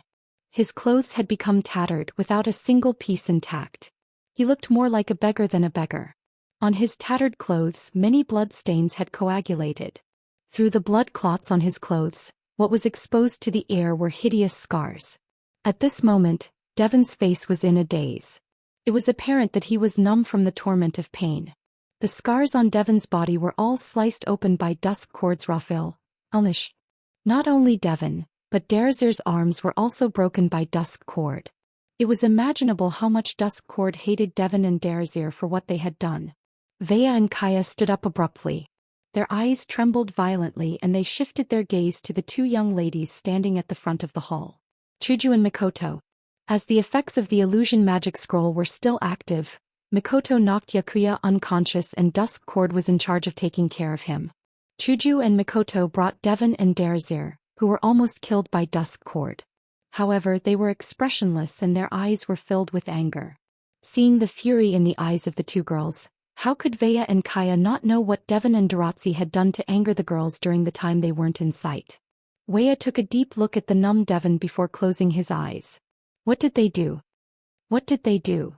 Mikoto forced herself to calm down. She gritted her teeth and answered. They did something that is absolutely unforgivable. It should be said that Devon and Daoist had done something that the young ladies couldn't forgive. The two young ladies didn't expect Devon and Daoist to be so vicious. They were the ones who caused everything and they had to bear the consequences. The young ladies were only defending themselves and these two attempted to harm Yakuya. Hinajuku and Mikoto didn't even dare to imagine what would have happened if Zhou Xian hadn't made an appointment with Yijia to stay together at night and coincidentally arrived at Yijia's place and saw Daoist trying to touch Yijia. In a fit of rage, Zhou Xian decisively broke Daoist's hands before he could even touch Yijia. When Yijia woke up and found out that she was touched by another man, what kind of hateful expression would he have? What the young ladies couldn't tolerate the most was someone who harmed the people around them. Not one of them. It was also because of this that Hinajuku, who was closest to Yakuya's residence, immediately attacked Devon without hesitation after learning about the situation from Zhou Xian. And this was also the reason why the kind-hearted Hinajuku and Mikoto would show a cold face to someone who was tortured to such a state by their own people. After hearing the whole story from Hinajuku and Mikoto, Waya was silent, but Kaya spoke with hatred. Illusion magic scroll and flight magic. I didn't expect Uncle Devon to have hidden these methods. Moreover, we didn't know about it. It seems that he wants to use these methods on father. How do the two young ladies think we should deal with Devon and Daoist? Waya changed the topic and said indifferently. Since the Faya royal family offended you and attempted to harm you, We of the Fea royal family don't mind handing them over to the young ladies. Devon, who was lying on the ground with a numb expression, twitched slightly. If we wanted to deal with them ourselves, we wouldn't have brought them here. Hinagiku glanced at the two lying on the ground and turned her head away. They are still members of the Fea royal family. Miss Linya is currently working hard to maintain the seal of the Beast King in the capital of alternate generations. She saved the capital of alternate generations from the hands of the Beast King, and we owe her a debt of gratitude. We will leave this pair of father and son to you. But Mikoto followed up with a tone that sounded both like a warning and reminder. We don't want this to happen a second time. Hearing this, Weya fell silent once more while Kaya let out a bitter laugh. Even though he hadn't known Hinagiku and Mikoto for very long, Kaya knew their personalities quite well. Knowing that these two girls would speak so bluntly, he knew they must be furious. If Weya's punishment for Devon and Derazir didn't satisfy Chuju and Mikoto, perhaps the capital of alternate generations would have a bad impression of the Fea Empire. Moreover, the Fea royal family was in the wrong in this matter. Kaya didn't want to see this happen. Weya seemed to have the same thoughts. After a moment of silence, he spoke again. As members of the Fea royal family, Devon and Derazir attempted to molest important guests. Their actions can be described as unscrupulous and vicious. They deserve to be executed. As soon as he finished speaking, the entire hall fell silent. Weya's words had clearly stated the punishment for Devon and Derazir. Sentence: the death penalty. Ha! Ha! Devon, who was lying on the ground with a numb face, suddenly laughed. His laughter grew louder and louder, louder and louder. In the end, he was laughing out loud. Hearing Devon's maniacal laughter, everyone present frowned. Before they could say anything, Devon's laughter stopped abruptly, and he suddenly said such a sentence. I once found 3 items left behind by a demigod in an ancient ruin. Chuju, Mikoto, Weya, and Kaya were stunned. Of these 3 items, the first is an illusion magic scroll that is effective against powerhouses below the demigod rank who don't have any means of resisting illusions, and the second is a wind-attributed flying magic. Devon revealed a strange smile. The third item is a teleportation crystal that can record sound and images. It can be used to send messages to any coordinates in the Spalier world. Teleportation crystal? Chuju, Mikoto, and Kaya were puzzled. Weya, on the other hand, seemed to have thought of something. Ah! Devon burst into maniacal laughter. Weya, do you think you're the only one who has been to the royal treasury? Hearing this, everyone's expression finally changed. Devon has been to the royal treasury? If that's the case, then Devon must have heard the news. The news that the guardian deity wasn't in the Fea Empire. Thinking up to this point, the group finally understood Devon's plan. But just as they realized this, Devon took out a palm-sized crystal ball and poured all the remaining mana in his body into it. Buzz. The next moment, the crystal ball trembled all over and suddenly jumped up. It shot out at a speed that no one present could stop in time. It maintained a low altitude of less than 5 meters and flew through the window into the distance. In an instant, it disappeared without a trace. Ah! Devon laughed so hard that the wounds all over his body cracked open and blood flowed out. His expression was unusually sinister. I want the entire Fea Empire to be buried with me. Humph. Weya let out a snort. He swung his arm and a wind blade flashed across Devon's throat. Piff. A smear of crimson blood floated into the air and a bloody wound appeared on Devon's neck. Devon's laughter came to an abrupt halt. His eyes popped out and he died with remaining grievances. Father. Kaya turned to Weya anxiously. Weya's expression sank. Just as he was about to think of a way to steal the crystal ball, Chuju spoke. Your Majesty. Chuju's eyes glinted. This seems to be beneficial to our plan, right? Weya was taken aback. Then his eyes glinted. R1152.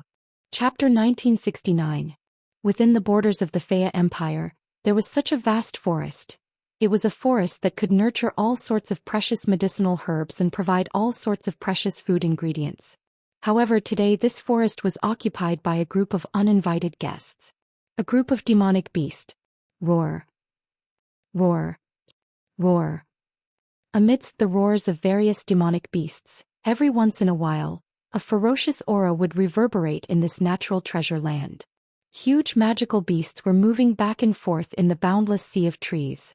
From time to time they would reveal themselves, making this forest a true land of death. If one were to observe carefully, they would discover that magical beasts with wings and feathers were frequently attempting to fly into the sky from the huge trees of this forest. However, every time these magical beasts flew 5 meters above the ground, they would be blocked by an invisible solid barrier. No matter how hard they tried, they were unable to break through, causing these magical beasts to anxiously roar. In the next second they would happily try again. At this moment, a stream of light suddenly flew over from afar. It entered the forest at an extremely fast speed, brushing past the demonic beasts and bursting into the depths of the forest. Roar! Roar! Roar! The demonic beasts that discovered the stream of light lifted their heads and roared at it. Occasionally there would be some demonic beasts that chased after the stream of light, but it didn't take long before they were left behind by the stream of light. Of course, not all demonic beasts couldn't catch up to the stream of light. In the vast forest, the number of demonic beasts could only be described as terrifying. They almost filled up the entire forest. Among them, naturally, there wasn't a lack of powerful demonic beasts or powerful demonic beasts that had an advantage in speed. Roar! Roar! Roar! These powerful demonic beasts ignored the stream of light and charged at the crystal ball that flew out from the depths of the forest, letting out furious roars. During this period of time the flowing light flew all the way. All kinds of magical beasts followed behind one after another. Not long after, a long line of magical beasts formed behind flowing light. However, the speed of flowing light was indeed astonishingly fast. Under the charge of the waves of magical beasts, flowing light did not allow any of them to catch up. It continued to fly at a height of less than 5 meters in the air, passing by magical beasts one after another, passing by trees one after another. After flying for nearly an hour in such a reckless and playful manner, Zhou Xian finally stopped. The speed of the flowing light gradually slowed down and revealed its original form. It was a crystal ball the size of a palm. Just as the palm-sized crystal ball was slowing down. With the speed of the pursuing magical beasts, it wouldn't take long for them to catch up to this uninvited guest and smash him into pieces. However, the strange thing was that when the speed of the crystal ball slowed down, the speed of the magical beasts also slowed down. Even their roars were lowered as if there was something terrifying in front of them. After a certain distance, no magical beasts continued to chase after the crystal ball. At this moment the crystal ball stopped in front of a waterfall. With a spin it landed on a rock below the waterfall. On the rock, a person was sitting there with his legs crossed. He was naked and allowed the waterfall to wash his body. His eyes were closed and the muscles on his body bulged. He looked very healthy and strong. This was naturally a man. Moreover, it was a man who looked to be in his 30s. He had short brown hair that reached his shoulders and there was a scar on his face. He looked like a general who had fought on the battlefield, and his entire body was emitting a murderous aura. The man quietly endured the impact of the waterfall. The cold water and the huge impact seemed to have no effect on him at all. The man couldn't even move. Until a certain moment, the man suddenly stretched out his hand and tightly grasped the crystal ball in his hand. Only then did he slowly open his eyes, revealing a pair of eyes that faintly flashed with murderous intent and ferocious aura in the air. Looking at the palm-sized crystal ball, the man frowned. "Isn't this a human thing?" As soon as the words left his mouth, the human thing in the man's mouth began to flash with a rich light, causing the man to slowly narrow his eyes. He was no longer afraid that the strange thing in his hand would harm him as he quietly observed it. However, after a while, the man's expression changed to one of ecstasy. This was because an image had appeared on the crystal ball in his hand. It was the image of a dazzling national treasury. The national treasury of Faya Empire's royal palace. It was because of this that the man was so ecstatic. No one, that's right, no one. The man knew that. The protectors of the 3 empires of the Spalier world were all in the national treasury of the 3 empires. Since there was no one in the national treasury of Faya Empire, it meant that the protectors weren't there. Could it be? The man couldn't help but have such a thought. The protectors of Faya Empire aren't in Faya Empire's royal palace? Even though it was just an image of an unknown origin, It only proved that there was no one in the national treasury of Faya Empire when the crystal ball recorded it. It didn't prove that the person who was supposed to be in the national treasury would be back in the next second. It also didn't prove that the person was somewhere else. However, the man couldn't help but think that way. Because if that's the case, he could directly charge into the human camp and take down Faya Empire in one fell swoop. Of course, this could also be a trap to lure the man in. However, unlike the suspicious humans as a magical beast, even though the man had the intelligence of a human after transforming into a human, his personality couldn't be compared to humans. Therefore, even if he knew that this could be a trap or a fake, the man still made such a decision. Let's sneak into Faya Empire's royal palace and see what's going on. Yes. Sneak into Faya Empire's royal palace. If the man was alone, he believed that if he wanted to escape, no one could stop him. Not even the protectors of Faya Empire. Humph. At that moment, the man smiled coldly and crushed the crystal ball in his hand. Humans, let me see what tricks you have up your sleeves. Night had already quietly arrived. On top of the city walls of the Third Empire, a group of city guards stood there loyally. They were either holding a longbow or a staff in their hands. They silently lined up and looked into the distance. They were constantly circulating their combat aura and mana in their bodies. They kept them in an active state, ready to be used at any time. There was an abnormal pattern to their actions. These loyal city guards did not notice that a figure had unknowingly appeared from a dark corner of the city wall. He raised his head and glanced at these city guards. His eyes flashed with a trace of hostility and murderous intent, as if he wanted to kill these city guards very much. But in the end, the figure suppressed the thought of killing all the humans in front of him. He swayed slightly and arrived at a corner that wasn't easily discovered. He extended one of his hands and placed it on the city wall in front of him. Immediately after, an obscure black mist spread out from the figure's hand and covered the city wall. To be precise, it covered the ripple-like barrier around the city wall. It began to squirm slightly. With a very soft sound of corrosion, the barrier of the Fair Kingdom was easily melted. When a hole big enough for a person to pass through was formed, the figure retracted the black mist and flashed into the inside of the barrier. Busy. At this time, the barrier of Faya Empire's royal palace began to wriggle. The corroded hole slowly returned to normal.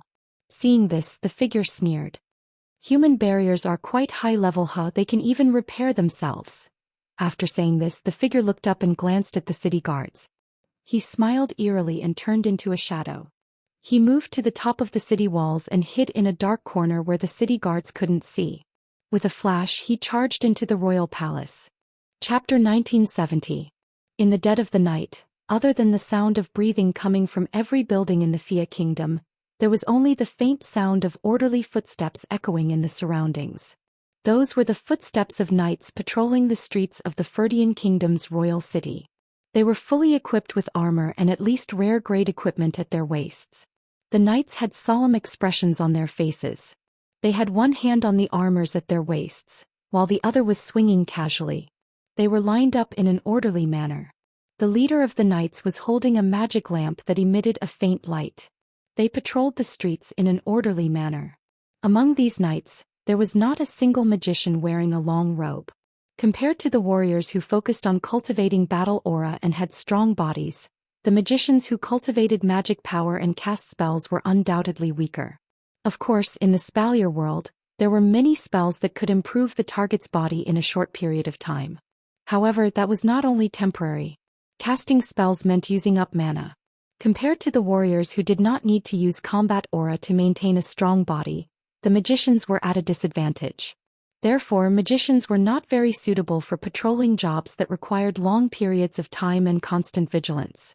Guarding the city on top of the city walls was more suitable for a magician's job. Naturally, in the dead of the night, most of the people assigned to guard the city were magicians. Most of the patrolling work was done by the warriors. Under the illumination of the faint light, the knights paced back and forth in the streets. The rhythmic footsteps and breathing of the resting people echoed throughout the Ferdian Kingdom. This scene was unusually serene. Unfortunately, in this serene and quiet night, no one knew that a fatal threat that could instantly turn Royal City, where thousands of people were hidden into a land of death, had drifted into Royal City as silently as a ghost. This person was none other than the one who had infiltrated the Feyre kingdom. The pseudo-demigod beast king that led the magical beast army to attack the entire Fia Empire. His name was Blackbat. This was the name given to him by the pseudo-demigod beast king after he was bestowed with the power of a pseudo-demigod and evolved into a human. It was worth mentioning that the pseudo-beast king that led the magical beast army to attack the Ailu Empire was called Wild Bear. His true form was a peak level 9 stormy cave bear. The true form of Dark Scorpion that led the magical beast army to attack the Baruba Empire was a peak level 9 Bloodwing Scorpion. This way, Blackbat's true form was not hard to guess. The bat. A peak level 9 latent shadow bat. Therefore to Blackbat the night was his world. His ability could only be fully displayed in the dark of the night. Unlike ordinary bats which relied on their small and delicate bodies to move stealthily in black clothes, black bats were magical beasts. Before they were transformed by the power of the false god, the magic they were best at was all kinds of magic related to shadows. Even if they were transformed by the power of the false god, these magics still existed. With the help of the power of a pseudo-demigod, Blackbat turned into a slender shadow. Like a poisonous snake that slithered on the ground, walls and various buildings, he moved silently. Although he could not be said to be moving openly in the city, he was completely undetected by the patrolling knights. Sometimes he even hid in the shadows, disappearing completely. When he reappeared, he was already in another shadow. Maintaining this speed, Blackbat, who had turned into a slender shadow, moved stealthily for nearly 10 minutes before he arrived at the center of the Fia Empire's city, right in front of the palace. This time, Blackbat's destination was the palace's treasury. He wanted to see if the guardian deity was really not in the Fia Empire's city. If the guardian deity was really not in the Fia Empire's city, Blackbat could directly launch an attack in the Fia Empire's city.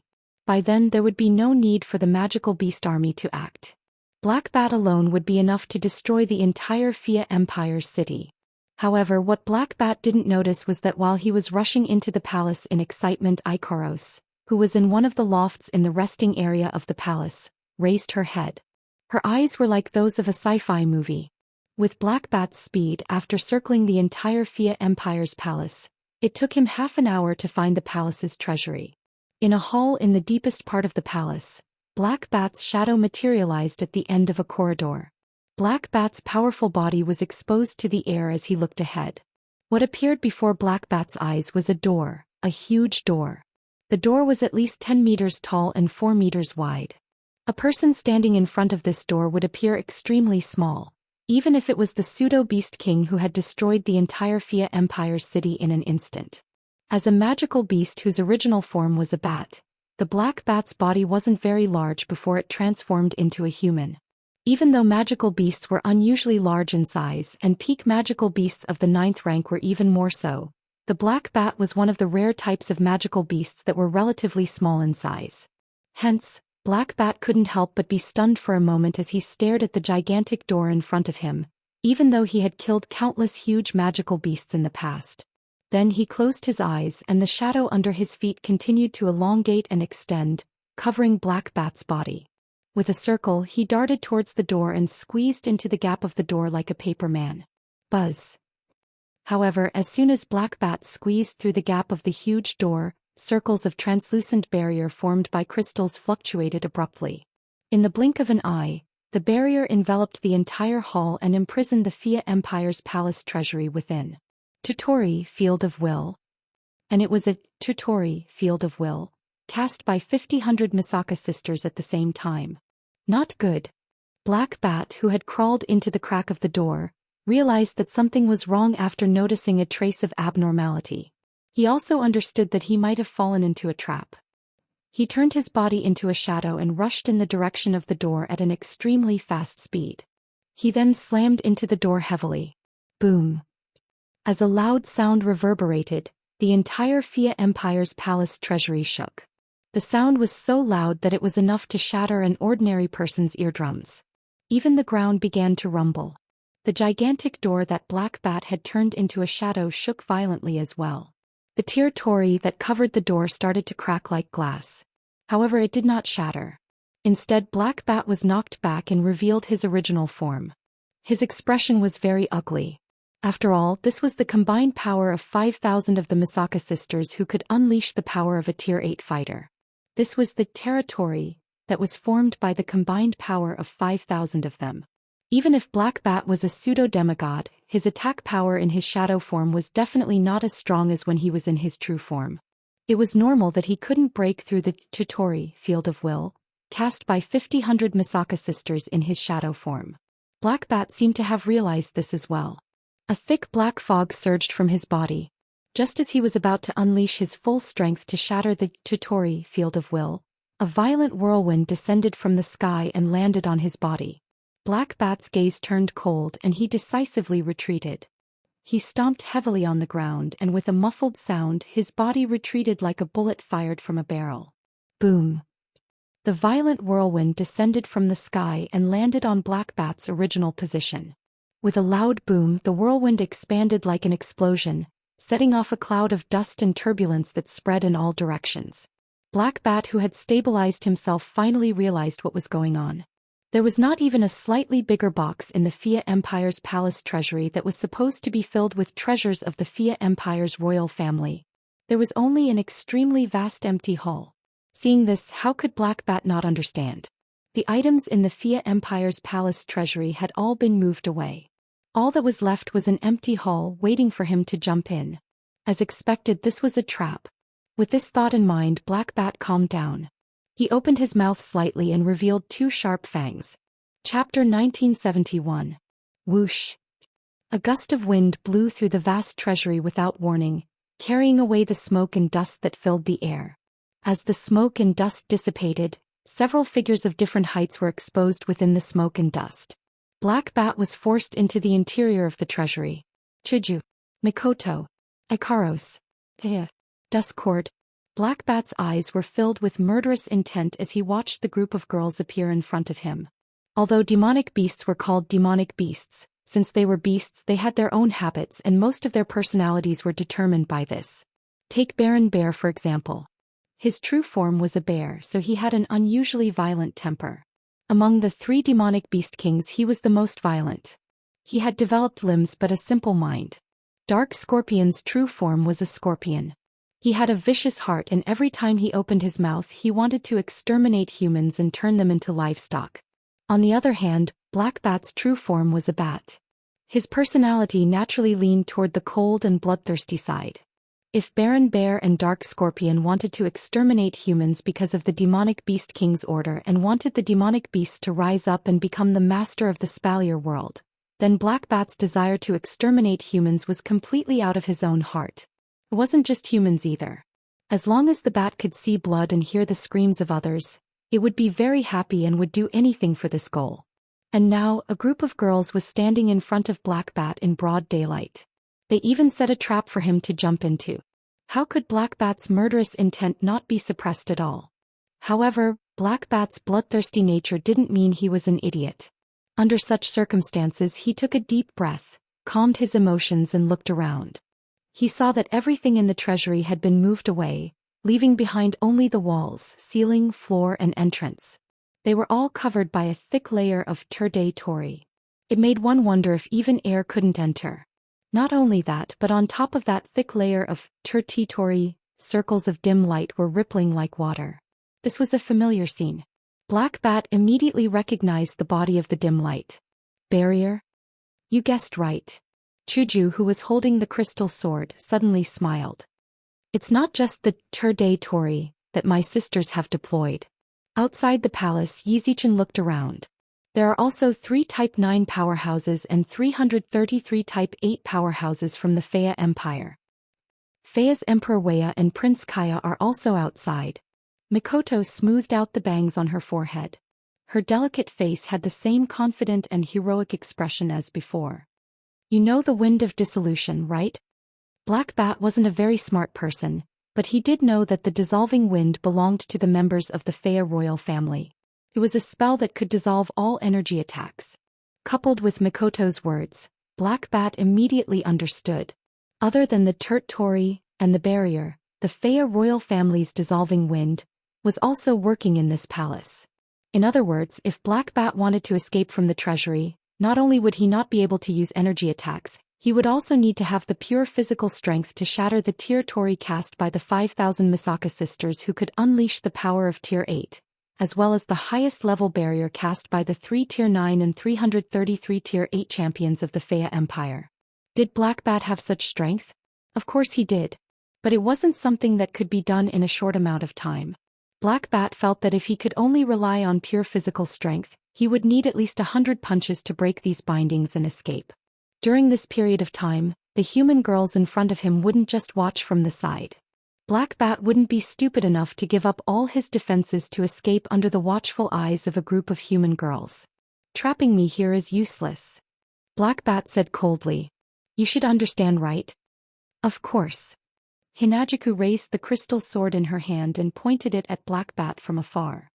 That's why we are here. Black Bat glanced at the group of girls and spoke in a mocking tone. You think you can stop me with just you? Of course. Of course. Mikoto repeated Chuju's answer. Her brown eyes stared at Black Bat and a flash of lightning appeared on her forehead. Did you think that we deliberately lured you in and stood here just to trap you here for a period of time and let you see what we look like? Hearing this, Black Bat's face sank and a few wisps of black light flashed in his eyes. Where's the guardian of the Faya Empire? Call him out. Apparently, Black Bat thought that the girls had trapped him here to prevent him from escaping. Then the guardian of the Faya Empire would kill him on the spot. Chuju and Mikoto looked at each other after reading Black Bat's thoughts. You've misunderstood. Chuju looked at Black Bat. The guardian of the Faya Empire isn't in the city. Black Bat's eyes narrowed and he laughed. His laughter was cold and bloody. Was this real or fake? Black Bat didn't know. But it didn't matter. Since the guardian of the Faya Empire wasn't coming out, there was no need to think about how to deal with these girls. Kill. Wung. Just as Black Bat was about to deal the killing blow, a dazzling light suddenly flickered, setting off a frenzied airflow. Black Bat, who was about to charge towards the group of girls without saying a word, suddenly paused. He crossed his arms and placed them in front of his face to block the blinding light. He narrowed his eyes and looked ahead. Then Black Bat was stunned. The reason for that was because the source of that bright light came from a young girl. A girl with a pair of pink wings. Then, under the bright light, the girl's figure began to change. Unknowingly, the strong light around her turned pink. Pink dots of light were stirred up as if they were setting off the girl's body. The girl's clothes began to disintegrate under the strong light. Under the cover of the strong light, only some of the curves of her voluptuous and alluring body could be vaguely seen. At the next moment, a pure white feather shirt and a pair of pure white shorts that reached her thighs appeared on her body, covering her voluptuous figure. 2 pairs of pink wings spread out from the girl's back. A pure white halo floated above the girl's head. 2 sets of armor, like shoulder guards and leg guards, separated from her body and floated in the air around the girl. The girl's entire body emitted a holy aura, causing Black Bat, who had no tender feelings for the fairer sex, to be stunned. With this pause, the control of the battle completely changed to someone else. Ikaros, who had entered Pandora mode, slowly opened her eyes. She lifted her head and looked at Black Bat, her lips parting slightly. Arte Mystique, permanent rear-end missile 2. Like a pink flower blooming in this world, Ikaros spread her 2 pairs of pink wings on her back. In the next moment, countless streaks of pink flowing light, enough to cover Black Bat's entire field of vision, shot out, drawing a perfect parabola in the air. Amidst the chaotic and sharp sound of the air being torn apart, they converged in the direction of Black Bat. Die. When Black Bat came back to his senses, he realized that he had been stunned by a human woman and that she had taken the initiative. He couldn't help but feel angry. A violent black mist erupted from his body, enveloping Black Bat's entire body. With a spin, Black Bat turned into a pitch-black shadow. Like a stream of light, the shadow fearlessly rushed towards the pink stream of light. A black stream of light collided with thousands upon thousands of pink streams of light. If one were to look at this scene from the surface, there was no doubt that there was no suspense. However, the result of this scene was like a lone insect that broke into a hornet's nest. It didn't match the appearance at all. Boom, boom, boom, boom, boom. Accompanied by a series of explosions, the black flowing light that had turned into a shadow charged through the dense pink flowing light. Wherever it passed, all the pink flowing light would explode the moment it came into contact with the black flowing light, turning into flames and dust. Chapter 1972. Whoosh. The pink streams of light that blossomed like flowers flashed across the sky like meteors falling from the sky, crazily attacking the front like a storm. Bang, bang, bang, bang, bang, bang. The black stream of light transformed from the shadow was like a stone that broke into a group of eggs. Amidst a series of muffled explosions, it collided with the storm of missiles, causing them to explode one after another, setting off bursts of smoke and fire. Ikaros, who had entered Pandora mode, wasn't as cold as she was when she was in Sky Queen mode. Instead, she maintained a pure and holy aura as she closed her eyes and spread her arms as though she was praying. Ikaros closed her eyes and spread her arms wide open. Ijizii, Absolute Defense Circle 2. Instantly, a circle of dense color appeared around her. It was so transparent that one could see Ikaros's pure and holy aura. Like a protective shield, it protected her within. TSK. Almost at the same time, a pitch-black stream of light flew out from the missile rain of Arte Mystique 2. His speed suddenly doubled, and with a tearing sound in the air he arrived in front of Ikaros and slammed into the Aegis 2, Absolute Defense Circle 2. Clang. Along with the crisp sound of steel colliding with steel, a shockwave spread out in all directions from the center of the collision.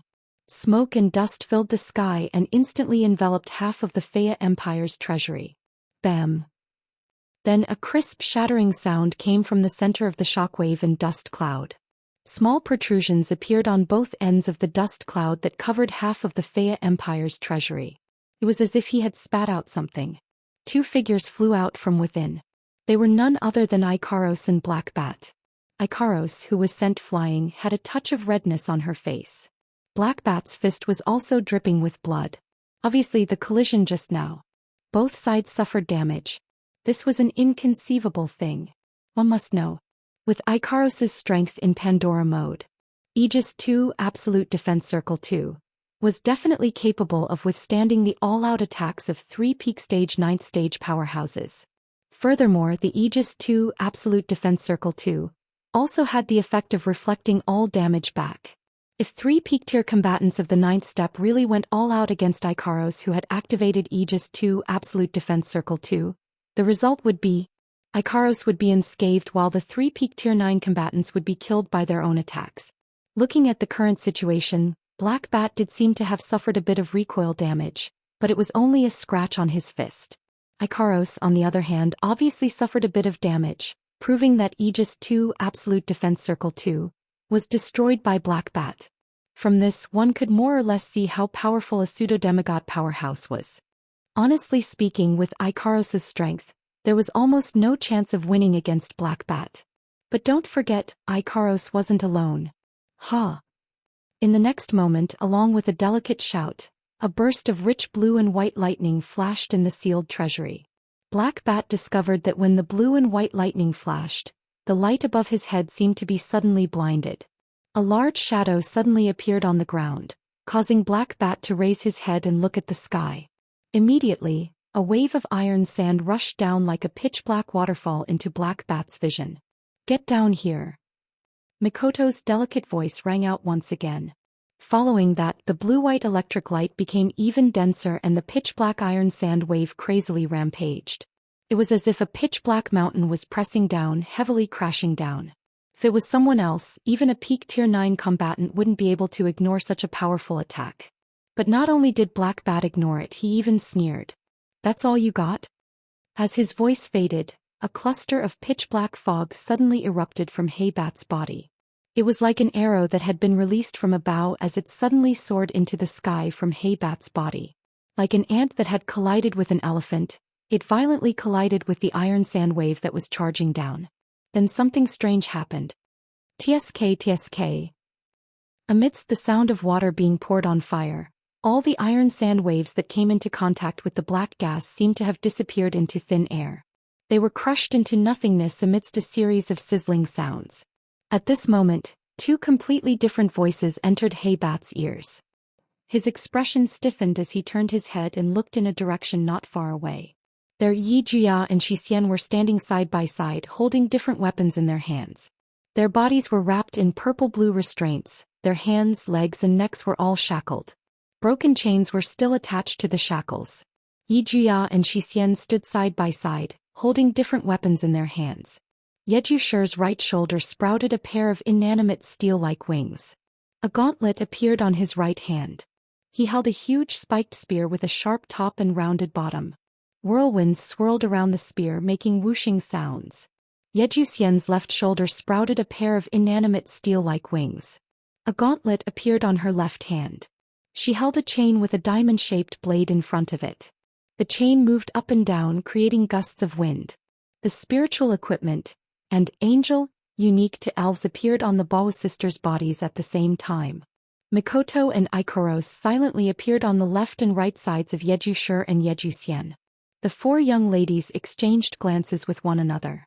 Their eyes flashed with a strange glint as they uttered similar words. Let's end this quickly. Violent energy ripples swept across the entire treasury of the Faya Empire's imperial palace. Yejusher and Yejuxian each extended one of their hands and held each other's hands. Violent spiritual energy radiance gushed out from their bodies, illuminating every corner of the battlefield. Whoosh! Ikaros extended her hand forward. A ferocious-looking longbow full of barbs appeared in her hand. A cluster of purple-black flames ignited on the bow and gradually elongated into a flaming arrow that was knocked on the bow. Beep beep beep. Not to be outdone, Mikoto's entire body erupted with dazzling blue-white electric arcs. Violent electric arcs danced around her slender body and became increasingly violent. In the next second, all the electric arcs gathered on Mikoto's outstretched hand, a token that was inverted on her thumb. Not long after, the iron-like wings on the right and left shoulders of Yejusher and Xian merged together, twisting and transforming into an iron-like longbow. Yejuxian's chain spiraled around the bow and transformed into a bowstring that flickered with a metallic luster. Yejusher's huge spear was knocked on the bowstring transformed from the spirit pendulum and placed in the middle of the bow transformed from the wings. The bow spun rapidly. Then Yakusher stretched out his left hand, while Dusk Cord stretched out her right hand and placed it on the bow. Covered by the armor on her hands, her shackled hands placed on the bowstring made of chains from both sides. With a tug, she pulled the bowstring to its limit and aimed ahead. Ikaros also knocked an arrow on her bow and aimed at Black Bat. An inexplicable glint flashed in her eyes. Mikoto, on the other hand, extended her hand that was holding the coin towards Black Bat's direction. Lightning flashed across the surface of her hand, and the coin on her thumb turned into a tiny white dot. Seeing this scene, Black Bat's pupils shrank. His face that was filled with disdain finally turned serious. Chapter 1973. The wind was howling. Heaven and earth were shaking. Lightning was flashing. His eyelids were twitching. Looking at Ikaros, who was pointing her gigantic longbow, Mikoto who had lightning arcs flashing all over her body, Black Bat couldn't help but raise his guard. Black Bat knew that these four girls were about to use their strongest moves.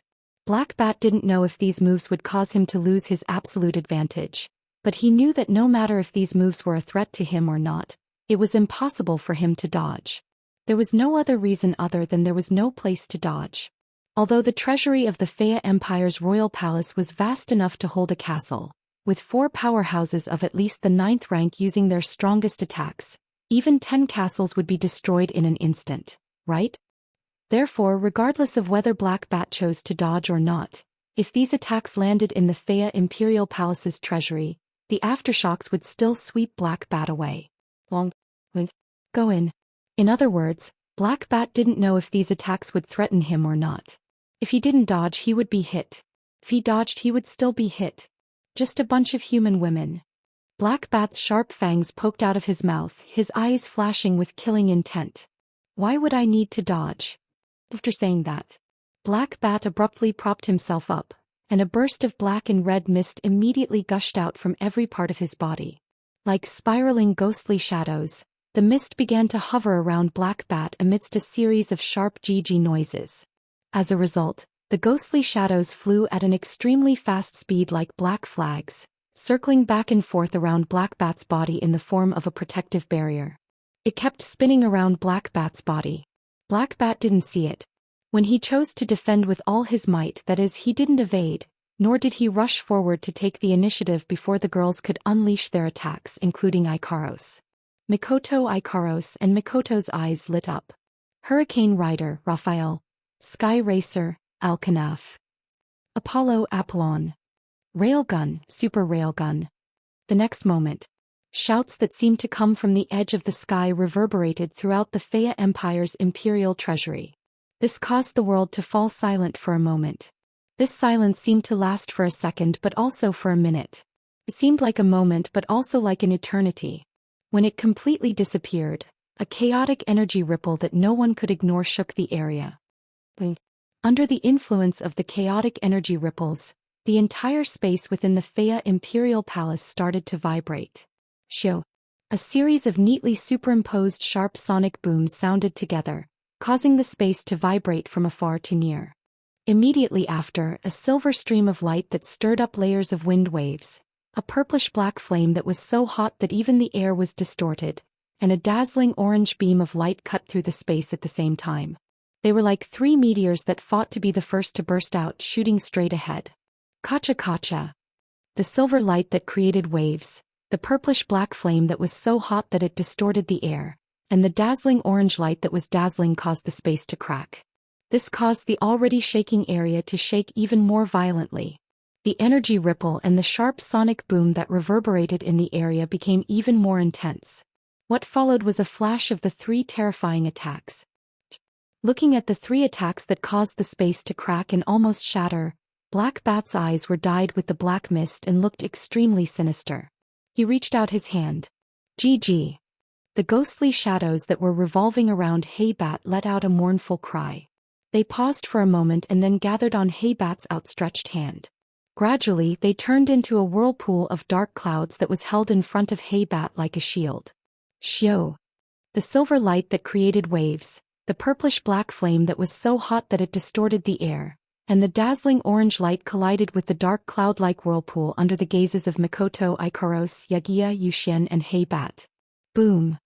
A loud sound that was 100 times louder than a sudden thunder turned into a substantial sound wave that was terrifying enough to make one's mind go blank. It suddenly exploded in the Faya Empire Palace's treasury. Kaboom! The Faya Empire Palace shook without any suspense. The gravel and dust on the ceiling fell down continuously. This made one feel as though the treasury could collapse at any time. It made one's heart tremble. Circles of energy ripples once again reverberated wildly, spreading in all directions. However, this time the energy ripples spread out with the vortex in front of Black Bat as the center, mixing with the violent shockwaves of the wind and waves as they spread out. To be more precise, it should be said that it spread out from the center of the silver light that rolled up layers upon layers of wind and waves, the purplish-black flames that were so hot that even the air was distorted, the dazzling orange light beam and the dark cloud-like vortex. Wung. The dark cloud-like whirlpool in front of Hey-Bat was trembling violently. The silver light that landed on it created waves of wind and desperately tried to drill into it. The purplish-black flame also attacked the whirlpool in front of it. The orange light shook again and again as it tried to break through the sturdy barrier in front of it and land on its master's body. As the silver light, purplish-black flame and orange light collided with the whirlpool, waves of wung sounds and circles of energy ripples spread out. The aftershocks were starting to take effect. Humph. Hey-Bat, who was holding up the whirlpool and blocking the attacks of Mikoto, Ikaros, Yakuya, and Zhou Xian, was surrounded by black mist. His face was alternating between black, white, red, and green. A vicious glint appeared in his eyes. It was obvious that he was giving it his all. Under Black Bat's all-out defense, the silver stream of light, purplish-black flame, and orange beam of light that constantly battered the shield-like pitch-black vortex began to weaken. Their might also gradually faded. Seeing this, Hey-Bat's eyes flashed with mockery. Although he didn't expect these human girls to be able to use attacks of this level, and if he didn't defend with all his strength he might have been injured, but this was the end of it. With attacks of this level it would be difficult for them to injure him. It would be even more impossible for them to kill him. Black Bat could already foresee the expressions of shock, fear, and despair on the faces of those human women when they saw their strongest attack being blocked. However, when Black Bat turned his gaze to the group of girls, he saw a hint of joy in their eyes. Yes, joy. Heibat couldn't help but be stunned. Chi. While Heibat was still stunned by Mikoto Ikaros Yakuya and Zhou Xian's performance, an extremely soft sound of something breaking through the air came from behind Heibat. Heibat's pupils shrank when he heard this sound and he was shocked. He finally remembered. There were more than 4 girls here at the beginning. There was one more. Chi. A pink stream of light soared into the sky and swept in the direction of the energy ripples that were colliding intensely. In the blink of an eye, it appeared behind the startled Black Bat like a flash of lightning. Looking up at Heibat's defenseless back, Chuju's yellow-green eyes flashed with determination. She raised her weapon and pierced it towards Heibat's back. Too naive. Feeling the chill from behind, Black Bat roared angrily. The black fog that was surging wildly around his body suddenly gathered behind him, forming a solid barrier. Although he used most of his strength to block the silver light, purplish-black flame and orange light, Heibat was still a pseudo-demigod. He couldn't be ambushed so easily. Unfortunately, if Heibat looked carefully he would have noticed. At this moment, Chuju wasn't holding a crystal sword, but a crimson spear. Chapter 1974. Swish. Like a scarlet flash, the crimson long spear flashed past with a speed that was comparable to lightning. It ruthlessly pierced towards the black fog that permeated the air. Clink. Amidst a light and agile sound, the crimson spear that fiercely pierced through the black mist seemed to have crashed into a steel wall, causing sparks to fly. Black Bat, who was diverting most of his attention and strength to block the 3 attacks in front of him, noticed this and sneered in his heart. But in the next moment, that sneer froze in Black Bat's mind, which suddenly went blank. Buzz. The crimson spear that pierced the steel-like black fog was suddenly jolted away. A burst of scarlet light flashed all over and reverberated like a ripple. Bang. The black fog that had spread out from Black Bat's back suddenly became sluggish. With a crisp muffled sound, all of it disappeared as if it had been crushed. What? Black Bat's pair of pupils that were surging with a cold glint a moment ago slowly shrank to the size of a needle tip. His sneer also froze on his face. In his mind, a bell-like warning was ringing frantically. But it was all too late. The crimson spear wiped out the black fog with irresistible force. Before it could dissipate, the crimson spear once again turned into a scarlet flash amidst bursts of sparks. Amidst a shrill sonic boom, it tore through the air and mercilessly landed on the defenseless back of the man. Black Bat, who used most of his attention and strength to resist the 3 strongest attacks released by Mikoto Ikaros Yakuya and Zhou Xian, didn't have the chance to retreat. The moment his last line of defense was broken, the most crucial result was already destined. Puchi. When the crisp tearing sound entered everyone's ears, crimson blood also sputtered in all directions and sprinkled on the ground. All sound between heaven and earth disappeared. Ugh. The muscles on Black Bat's face completely froze. A pair of eyes that were originally filled with blood, ferocious and murderous intent, violently trembled. His expression gradually became lax. But under the control of his master, he lowered his head and cast his gaze on his master. In the next second, Black Bat saw it. On the part of his chest. To be more precise, it was on his heart. A section that was completely crimson. The tip of the spear covered in blood was sticking out from there. Not only did Chuju's spear effortlessly break through Black Bat's last line of defense, it also pierced through his body. Black Bat's heart. Fatal wound. Staring at the tip of the scarlet spear that protruded from his heart, Black Bat's eyes trembled even more intensely. In the end, blood flowed from the corner of his mouth as he spat out a few words. Ken, impossible? No. Nothing is impossible. That's because the red spear in Hinajika's hand is the fantasy killer that Wu Yen has been hiding for a long time because she rarely gets a chance to use it. It was the fantasy killer that could erase all abilities that didn't exist in common sense. Naturally, this ability that didn't exist in common sense also included Black Bat's false god's power. Thus, no matter how strong Black Bat was when he used his false god's power to form a defense against the fantasy killer, he was destined to lose. The fantasy killer was also the method that Chuju, Mikoto Ikaros Yakuya, and Zhou Xian used to kill Black Bat. All the preparations, all the planning, all the attacks, all the methods were used to pave the way for Chuju, who didn't have any abilities to use this attack. Although the process was exceedingly tortuous, with Divan, Daratsi and other unexpected incidents, in the end Hinajuku still managed to successfully unleash her spear, establishing the victory of the weak against the strong. BZZ. The fantasy killer that pierced through Black Bat's heart trembled once more. The ability to erase all abilities that didn't exist in common sense came into effect once more. All the false god's power in Black Bat's body was instantly erased, leaving behind an empty body. Bam! As the pseudo-divine power circulating in Black Bat's body was completely eliminated by the fantasy killer, the power of the black fog derived from the pseudo-divine power also began to dissipate. The shadow that formed the dark cloud-like vortex trembled and shattered with a bang. As a result, the silver light that stirred up layers upon layers of wind waves, the purple-black flames that were so hot that even the air was distorted, and the dazzling orange beam of light were no longer obstructed. They shot out explosively without slowing down, landing on the Black Bat in front of them. New. Black Bat's desperate roar echoed throughout the Fear Imperial Palace's treasury, but it couldn't change the fate of death as it was met with the attacks of Alchemy, Apollon, and Railgun. Bam! The violent shockwaves and scorching heat waves spread throughout the treasury of the Fea Empire. The first to bear the brunt of the shockwaves was Black Bat, who was struck by Alchemy, Apollon and Railgun. Ah! The violent impact and fire waves completely engulfed Black Bat's body. Black Bat, who had lost all of his strength and had his heart pierced, couldn't fight back at all. Amidst a series of shrill screams, Black Bat's fragile body was smashed into pieces, leaving not a single limb behind.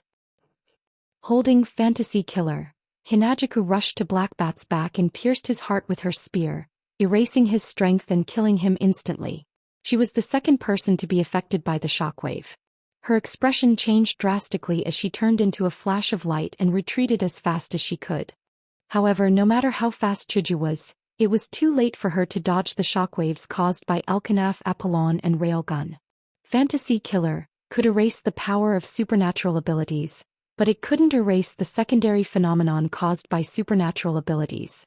For example, fantasy killer could erase the flames caused by supernatural abilities and magic, but it couldn't erase the temperature of the red-hot soldering iron caused by the flames caused by supernatural abilities and magic.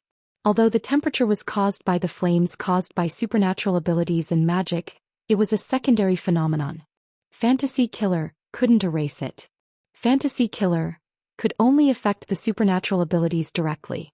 Therefore, the secondary phenomenon of the shockwaves caused by supernatural abilities could be erased, but the shockwaves and flames caused by them couldn't be erased.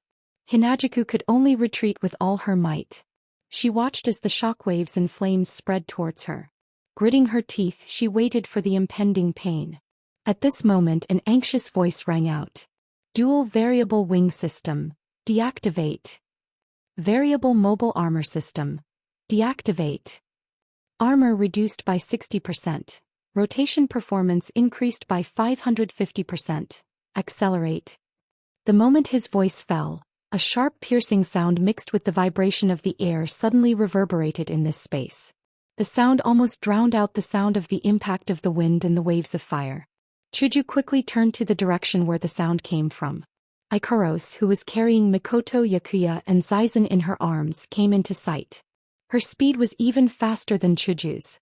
Hinajuku didn't have the time to express her feelings. She quickly reached out her hand towards Ikaros, and just happened to grab Mikoto's hand from Ikaros' embrace. Aegis 2, Absolute Defense Circle 2. Deactivate. A translucent crystal barrier surged out from Ikaros' body and turned into a protective barrier, enveloping the group of girls. Shockwaves, and flames engulfed the girls almost at the same time. Chapter 1975. Fea Empire, Royal City.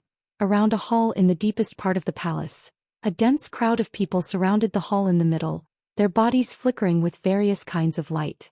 Surrounding them were the Misaka sisters, who were wearing circuit suits and equipped with seer units. A total of 5,000 Misaka sisters were present, forming an army with the largest number of people. They stood at the periphery and surrounded the palace. Their slender hands were raised in the direction of the palace, and traces of mana could be seen rippling around them. It was not the magical energy used by mages in the Spalier world or any other world. It was a type of energy used to activate the manifestation device. This type of energy was called magical energy. The Misaka sisters were using the CR units on their bodies to generate magical energy. They then used the magical energy to create an RY random field. The entire palace was covered in a thick layer of RY random field. Standing in front of the 5,000 Misaka sisters was a group of people of different ages, appearances, height, and genders. They were either wearing armor or long robes. Although these people were different in appearance compared to the Misaka sisters, the combat aura and magical energy that surged from their bodies were similar to the magical energy that the Misaka sisters were emitting. The similarity here referred to the strength. Obviously, these people were different in appearance compared to the Misaka sisters. However, in terms of individual strength, they were definitely not weaker than any of the Misaka sisters. However, in terms of numbers there was a huge difference. At most there were 300 to 400 of them. Compared to the 5,000 Misaka sisters, there was a huge difference. However, these people raised their hands in the direction of the palace. Their combat aura and magical energy surged from their hands and formed a rippling barrier. It covered the area around the RY random field, and strengthened the RY random field. As for the innermost circle, in front of the group of Misaka sisters, warriors and mages, Wuxia and Kaya were seated at the head of the table, which was closest to the palace. At this moment the two of them also raised their magic staffs, continuously pouring their mana into them. The crystal ball at the tip of their staffs glowed brightly. It turned into a circle of strange turbulence. It spun and channeled into the RY random field, and the barrier that covered the palace. Needless to say, this was the specialty of the Faya Empire's royal family. It was the wind of dissolution that could dissolve all energy attacks. There were a total of 5,000 Misaka sisters who could exert the power of the 8th stage at their full power, as well as 3 9th stage powerhouses and 333 8th stage powerhouses to create a barrier, as well as Wuxia and Kaya's wind of dissolution that could dissolve all energy attacks. Even a demigod powerhouse would not be able to enter the palace. He would not be able to enter. Of course, that was referring to the human demigods. Magical beasts were generally physically stronger than humans. Therefore, even if he wasn't a demigod, Black Bat had the ability to break through.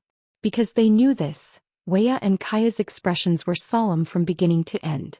They didn't say a single word and focused on casting dissolving wind.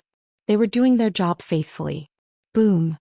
At a certain moment, the palace that was covered by layers of RY random field, wind of dissolution, and the barrier created by the 3 Tier 9 powerhouses and 333 Tier 8 powerhouses shook violently. Apart from the Misaka sisters who were always calm, everyone was shocked. At the scene, everyone was shocked by this shock and started to clamor. Wuxia's and Kaya's expressions changed as well and they hurriedly shouted, "Increase your strength by 1 level." Hearing this, the 3 powerhouses of the 9th stage and 333 powerhouses of the 8th stage finally calmed down. Their doqi and mana became even denser and more violent, causing the barrier to become even more sturdy. Not only did the 3 Tier 9 powerhouses and 333 Tier 8 powerhouses do the same, but the Misaka sisters also activated the magical power generation device to speed up the production of magical powers. Then they infused the magical powers into the RY random field, making the RY random field even more solid. Boom. However, under these circumstances, the hall still began to shake violently. An extremely strange feeling surged into everyone's hearts, causing their expressions to change. In the senses of everyone present, the violently trembling palace seemed to have turned into a cage, imprisoning a ferocious beast within. And now, the beast seemed to be about to break free from its cage and see the light of day again. This sent chills down everyone's spine. Kaya opened his mouth as if he wanted to say something. But before he could say anything, Wuxia's expression suddenly changed and he cried out loudly, "Get down!" Almost at the instant Wuxia yelled, the palace that was enveloped by the layers of RY random field, wind of dissolution, and the barrier created by the 3 Tier 9 powerhouses and 333 Tier 8 powerhouses stopped shaking. Then it exploded abruptly. Boom! Along with an earth-shattering explosion that resounded throughout the entire Fea Imperial Palace, the RY Domain of Will and barrier that shrouded the palace exploded under the sudden impact. As though it had transformed into a bomb, it set off a circle of strong wind waves and dense flames that spread in all directions and attacked the surroundings. Under Wei's timely command, the 3 Tier 9 powerhouses and 333 Tier 8 powerhouses fell to the ground almost instantly when the palace exploded. Wei and Kaya were also caught off guard and fell to the ground. In an instant, cries of alarm echoed along with the earth-shattering explosion. The Misaka sisters were the only ones who didn't listen to Wei's order and didn't get caught off guard. Instead, they leaped into the air in unison and charged toward the gust of wind and fire with the help of the thrusters on their backs.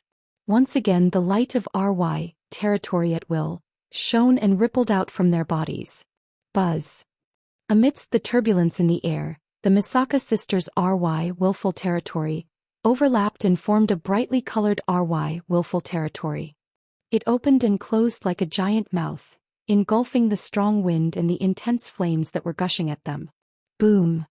The violent airwaves and flames collided with the RY random field. Kacha kacha. The RY random field, formed by the 5,000 Misaka sisters, began to crack. Perhaps it was because he had used up most of his strength when he exploded the palace, but this time the violent shockwave and fire did crack the RY domain of will, but they weren't able to break the RY domain of will. It didn't take long for the RY domain of will to dissipate. At this moment, the people lying on the ground lifted their heads with lingering fear. They saw a translucent barrier made of crystals flying toward them and landing on the ground. Boom! The translucent barrier made of crystals shattered instantly. Inside, Hinajiku, Mikoto, Ikaros, Yukino and the other girls were all sitting on the ground. They were all panting and their eyes were filled with exhaustion. The entire place fell into silence. They looked up at Wei, Kaya, the Misaka sisters and the powerful beings of the Fea Empire. The girls exchanged looks and smiled. Apart from Ikaros, the rest of them raised their hands and made a V sign. Oh! In the next moment, shocking cheers rang out from the Fea Empire's palace and lasted for a long time. Chapter 1976. Behemoth Forest, the capital of a different generation. Oh! On the top floor of the Heart of Generations, a gap appeared out of thin air in the middle. An extremely shrill scream suddenly reverberated from within. Coupled with the ferocious and terrifying eyeballs in the gap, the atmosphere became extremely horrifying. Taking a closer look, the scene that was unfolding in the middle of the Heart of Generations Hall was the scene of Black Bat's figure being engulfed by the Haku sisters, Alchemy, Pros, Apollo and Mikoto's railgun. The scene of Black Bat's figure being devoured by the Haku sisters, Alchemy, Pros, Apollo and Mikoto's railgun. Sitting on the sofa in front of the gap, and watching the scene reflected in the gap, as though watching a TV, Purple held a paper fan in one hand and habitually covered the lower half of her face, covering the parts below her nose. With a smile flashing across her eyes, she stood up. Buzz. A crack suddenly appeared in front of Purple like a door. Under the gaze of those ferocious and terrifying eyes, Purple walked into the gap and disappeared from the hall of the Heart of the Generation. Who? A gust of wind mixed with traces of fighting aura and magic power drifted past the area. A gust of dust and gravel blew through this space, blowing past the swaying green leaves. The wind blew past the spotless platform as well as the big tree that stood in front and behind the platform, emitting a soft green light. In the middle of the platform, a palm-sized transparent whirlpool was spinning. The whirlpool was covered with a circle of dim light. There was a person standing in each of the 5 directions around the whirlpool. The remnant aura and magic power that was mixed in the wind came from these people. After the group of girls left the capital of a different era, they split up into 3 groups and headed to the Ailu, Baruba and Fea empires respectively. It had been 5 days since they dealt with the 3 beast kings. In the span of 5 days, Zhou Xian had become the leader of the group. Garen, Mura, Lena, Cynthia and Magnubi, the 5 demigods of the Spalier world, had been guarding this place with legendary armaments. They didn't rest for a single moment to maintain the effect of the seal, trapping the beast kings in the space created by the guardian tree sapling. As the 5 days passed, the 5 demigods of the Spalier world who were still able to find the time to chat with Wu Yen had long become indifferent. What was left were 5 pale-faced guardians of the seal, whose eyes were filled with exhaustion as they squeezed every ounce of energy from their bodies. They tried to prolong the Beast King's time. However, anyone with a discerning eye could see that Garen, Mura, Lena, Cynthia, and Magnubi were like arrows at the end of its flight. Even the light of the Do Chi and magic energy that was originally comparable to a torrential flood had become much dimmer. This caused the Do Chi and magic energy to not be completely used. A portion of them was separated and mixed into the surrounding wind. It was natural. From the time the Beast Kings were sealed to Wu Yan's departure, to the time when the group of girls came out from the lake. The entire journey to the 3 empires added up to 7 days. About 7 days had passed since then. 7 days wasn't a long time, but it wasn't short either. However, it was enough for Garen, Mura, Lena, Cynthia and Magnubi, the 5 demigods of the Spalier world, to use up all their energy. Not only did he have to continuously strengthen the seal by activating the legendary armament, but he also had to guard the Beast King within the seal. How could the amount of combat energy and mana he had to consume during this period of time be calculated? In the past 7 days, Garen, Mura, Lena, Cynthia and Magnubi, the 5 demigods of the Spalier world, had each taken potions to recover their aura, magic power and stamina no less than 10 times. That was how they managed to hold on until now. However, as everyone knew, if one took too many potions, the human body would develop a corresponding immunity. Now, the demigods of the Spalier world wouldn't be able to recover much if they took more potions. In addition, they had been guarding the seal for 7 days without any rest since the Beast Kings were sealed. Their mental and spiritual fatigue was much more serious than their physical fatigue. It was already their limit to hold on until now. Compared to the 5 demigods of the Spalier world, Lena, Cynthia and Magnubi, the Beast Kings had been resting and accumulating energy for the past 7 days in order to break the seal. What would happen in the end? Was there a need to say? Garen, Mura, Lena, Cynthia and Magnubi, the 5 demigods of the Spalier world, were naturally aware of this. However, they continued to squeeze out the remaining aura and magic power in their bodies to strengthen the seal and delay the arrival of the disaster. Buzz. Right at this moment, pitch-black cracks filled with malevolent eyeballs appeared in the space in front of the platform, instantly attracting the attention of the group of demigods. However, the group of demigods didn't have the energy to divert their attention, so they could only watch in silence. Violet leisurely walked out of the gap, with a paper fan in her hand and arrived in front of the seal. She didn't even look at the group of demigods around her. Instead, she fixed her gaze on the seal in front of her and broke into a smile. "Your 3 subordinates won't be able to see you again." As soon as he said that, the whirlpool that was spinning suddenly stopped, and the group of demigod powerhouses around him were startled. Soon after, they were overjoyed. If it weren't for the fact that they had no energy left, they would have cried out. Violet didn't seem to have any intention of explaining.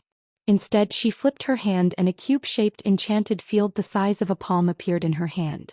Inside the cube-shaped enchanted field, 2 strange black lights wriggled and crashed into the enchanted field like earthworms. They were the pseudo-god powers captured from Wild Bear and Dark Scorpion. "We can only retrieve 2 of them. The other one has disappeared with its master." Holding the enchanted field that imprisoned the black lights, Violet said with a sarcastic smile. "You've lost." As soon as she finished her sentence, a violent black mist rose from the vortex like leaking gas and diffused from the transparent vortex. Buzz, buzz, buzz. At the same time, the transparent vortex began to tremble violently. Not only did it continuously leak out strands of black mist, it also emitted a soft beast-like roar. The roar was filled with anger, proving the extent to which its emotions had been stimulated by Violet's words. Oh no! The 5 demigods from the Spalier world, Jarlin, Mura, Linya, Cynthia and Magnubi, shrunk their pupils and sulked. They couldn't help but curse inwardly. They desperately urged their battle chi and magical powers to strengthen the seal with the support of their legendary armaments. Buzz, buzz, buzz. But it was a pity that Jarlin, Linya, Cynthia, and Magnubi didn't have much battle chi and magical powers left in their bodies to begin with. As a result, more than half of the battle chi and magical powers left in their bodies. The stabilized seal trembled violently again. Jaren, Mura, Linya, Cynthia, Magnubi and the other demigods paled. Even Yukari had a grave expression on her face. They knew it. The seal couldn't trap the Beast King anymore. Boom. Boom. Finally, in a muffled bang that seemed to resonate in everyone's head, the spinning transparent vortex exploded abruptly, bringing along a shockwave that spread in all directions and struck Jarlin, Linya, Cynthia and Magnubi. PFFF. The 5 demigod rank powerhouses immediately raised their heads and spat out mouthfuls of blood. Their bodies were sent flying and heavily fell off the platform, crashing into the ground around the platform. The realm of being and non-being. Purple pointed at the paper fan in his hand, and the shockwave that swept over directly disappeared without a trace under the effect of an inexplicable force. However, in the next moment, a powerful hand shot out from the shockwave in front of Z and grabbed his neck. Chapter 1977. Whoosh. As the shockwaves rolled up and down several times, the ferocious shockwaves also reverberated throughout the entire platform, spreading out like circles of substantial ripples. Cough, cough, cough. Under the platform, Garland, Mura, Linya, Cynthia and Magnubi were lying on the ground in different postures. Their faces were pale and blood was dripping from the corner of their mouths. They raised their heads with difficulty and looked at the platform. When they saw what was happening on the platform, their faces turned even paler. On the platform where the shockwaves gradually calmed down, a majestic figure covered in black mist stood tall at the spot where the vortex used to be. His hand reached forward and grabbed Violet's neck tightly, lifting her up in the air. His eyes and face were filled with coldness. After 7 days, the Beast King finally broke through the seal left behind by Jaren, Mura, Linya, Cynthia and Magnubi, the 4 demigods of Silveria and the guardian tree sapling. The Beast King reappeared in the world once again. The moment they sensed the decayed, dark, murderous, cold and violent aura from the Beast King, Jaren, Mura, Linya, Cynthia, Magnubi, and the other demigods from Silveria felt their hearts tremble. They couldn't help but shudder. This was the Beast King. A pseudogod Beast King. Less than half a step away. A Beast King that could become a peak god beast. Slap. The paper fan that belonged to Violet slipped from her hand and fell to the ground. Ugh. Violet, who was held by the neck by the Beast King, didn't make any unnecessary resistance. She only held the Beast King's hand that was on her neck and suppressed the unsightly expression on her face due to suffocation. She looked at the Beast King in front of her. On the surface she looked relaxed and even smiled, but in her heart she was quite surprised. Violet was not surprised that the Beast King had the power to take her down instantly. The pseudogod Beast King was invincible in this spalier world where there were no gods. There was a huge gap between each level in the demigod level. Only the level 96 purple was above level 99. It wasn't strange that they couldn't fight back in front of a level 100 Beast King. In the previous battle, if the Beast King hadn't held back a bit of his strength, he would have died. He intended to intimidate everyone. Garen, Mura, Linya, Cynthia, Magnubi and the other 5 demigods from the spalier world came to help. Violet alone wouldn't even have the chance to deal with the Beast King. Therefore, Violet was not surprised that she was taken down by the Beast King in an instant. What was truly surprising was that Z discovered that while the Beast King was holding her captive, the demonic chi that was constantly flowing in her body seemed to be under his control. No matter how hard she tried to urge it, it was still like a tortoise crawling. Not to mention using her realm power, she couldn't even use her demonic chi to strengthen her body. The true power of a Beast King could be seen from this scene. However, the look of surprise only flashed across Z's eyes for a moment. The Beast King could not see it at all. All he could see was Z forcefully suppressing her suffocation while maintaining a relaxed smile on her face. What I hate the most is your expression that seems to be in control of everything. The Beast King said coldly as he slowly tightened his grip.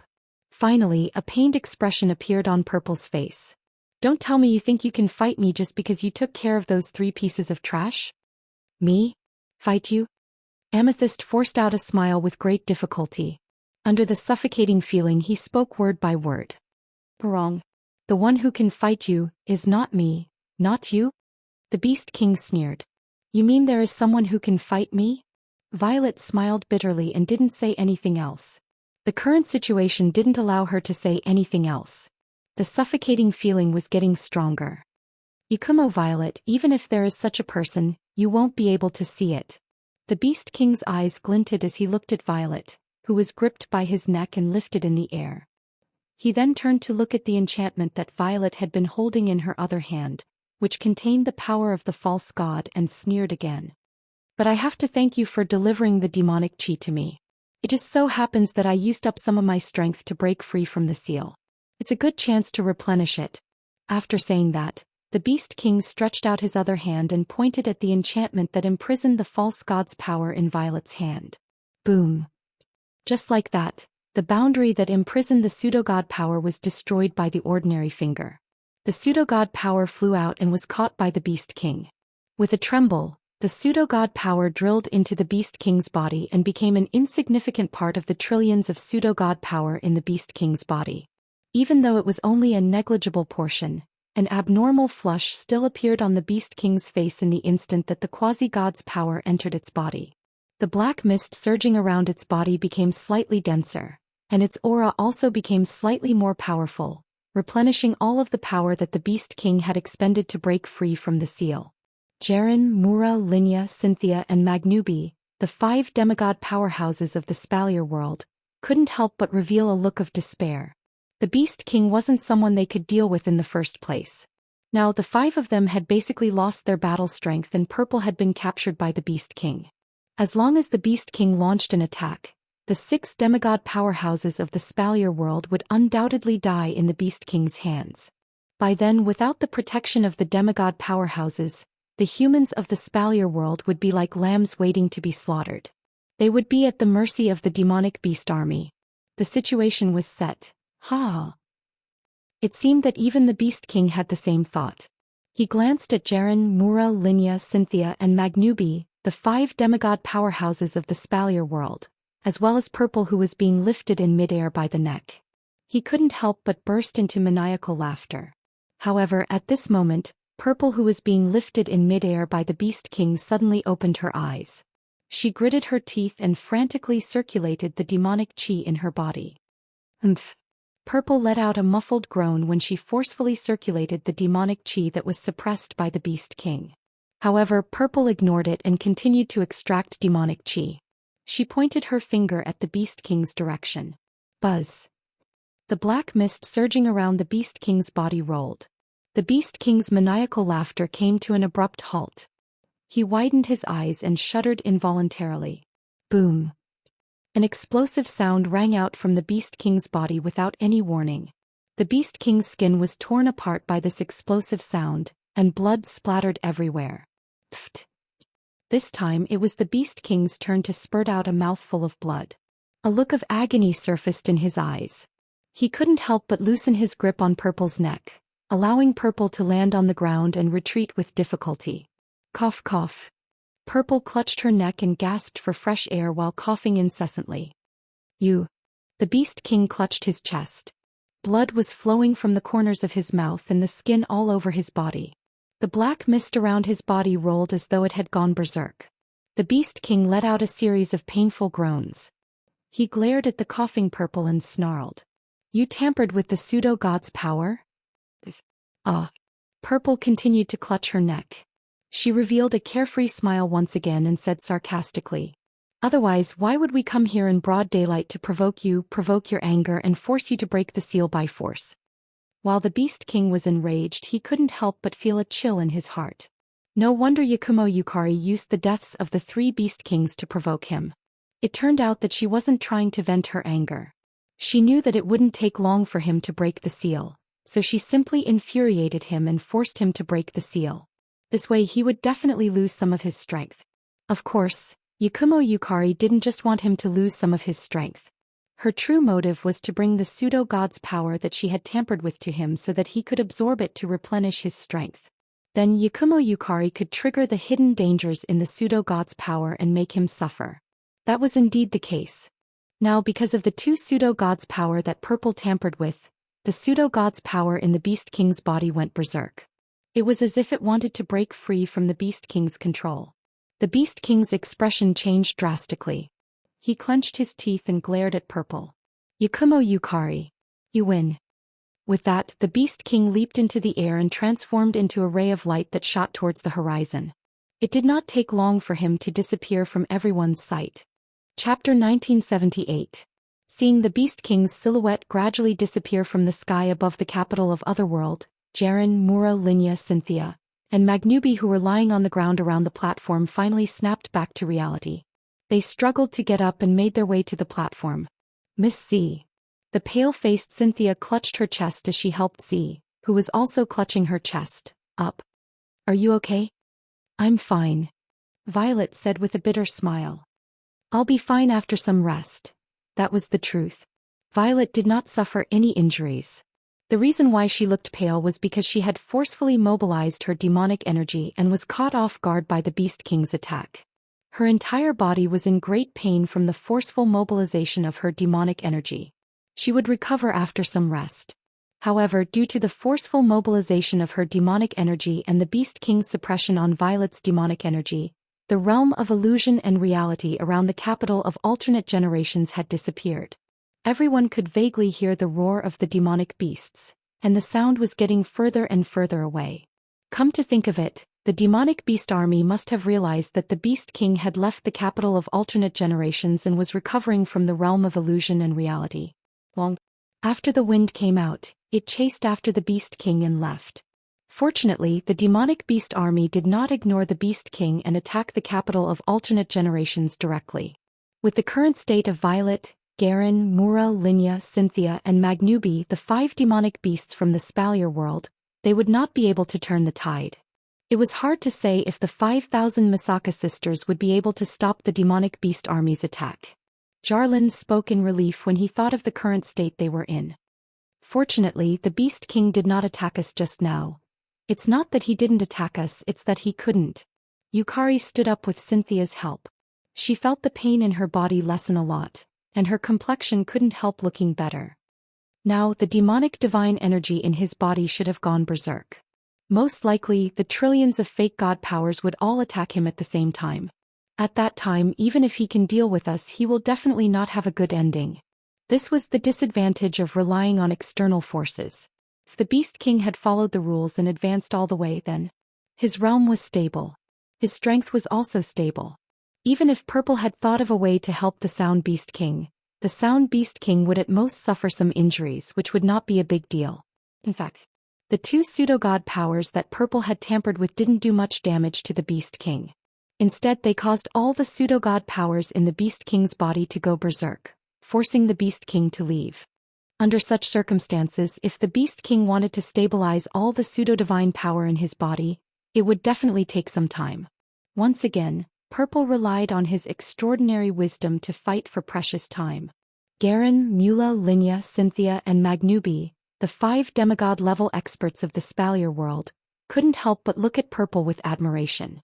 She was holding her chest and smiling from the beginning to the end.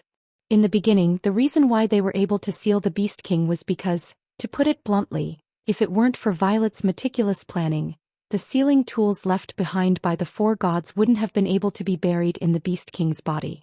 It wouldn't have been effective and the Beast King wouldn't have been sealed. If the Beast King had not been sealed at that time with the Beast King's terrifying pseudo-god power, he would only need 1 or 2 days to deal with the group of demigod-level experts, and the Spalier world would be his. Now, when the Beast King was about to break free from the seal and bring an unparalleled disaster to the Spalier world again, Purple stood out bravely and took the risk again. She stimulated the Beast King to break free from the seal, consumed some of his strength, and sent 2 pseudo-god powers to the Beast King for him to absorb. Perhaps, Purple had already expected that the Beast King would absorb the 2 pseudo-god powers to replenish his strength. Thus, it was yet another series of schemes, one after another and one after another, luring the Beast King into a corner. This time he had managed to gain precious time for the second time. In other words, Purple had saved the Spalier world twice.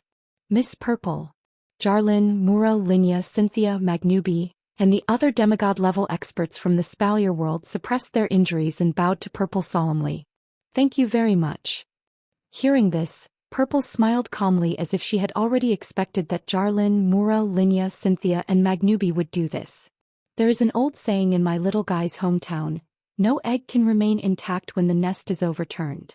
If the Spalier world really becomes the world of demonic beasts, we won't have an easy time either. Therefore, I'm not completely helping you. The Beast King's threat is just prolonging for a while. Miss C, you've done enough. Linya comforted her. Without Miss Purple, the Spalier world would have already become the world of demonic beasts. The time that Miss Purple has bought is very precious to us. That's right. Mura and Magnubi nodded solemnly. We still need Miss Purple's help to deal with the Beast King. Why help? Violet chuckled and shook her head. No, you don't need my help anymore, and you don't need my help anymore. Jarlin, Mura, Linya, Cynthia, Magnubi, and the other demigod-level experts from the Spalier world were stunned. Don't you feel it? She didn't mind Jaren, Mura, Linya, Cynthia, and Magnubi's reactions. Instead, she put on a sincere and beautiful smile and looked at the heart of the generation. Her amethyst-like eyes shone with an indescribable splendor.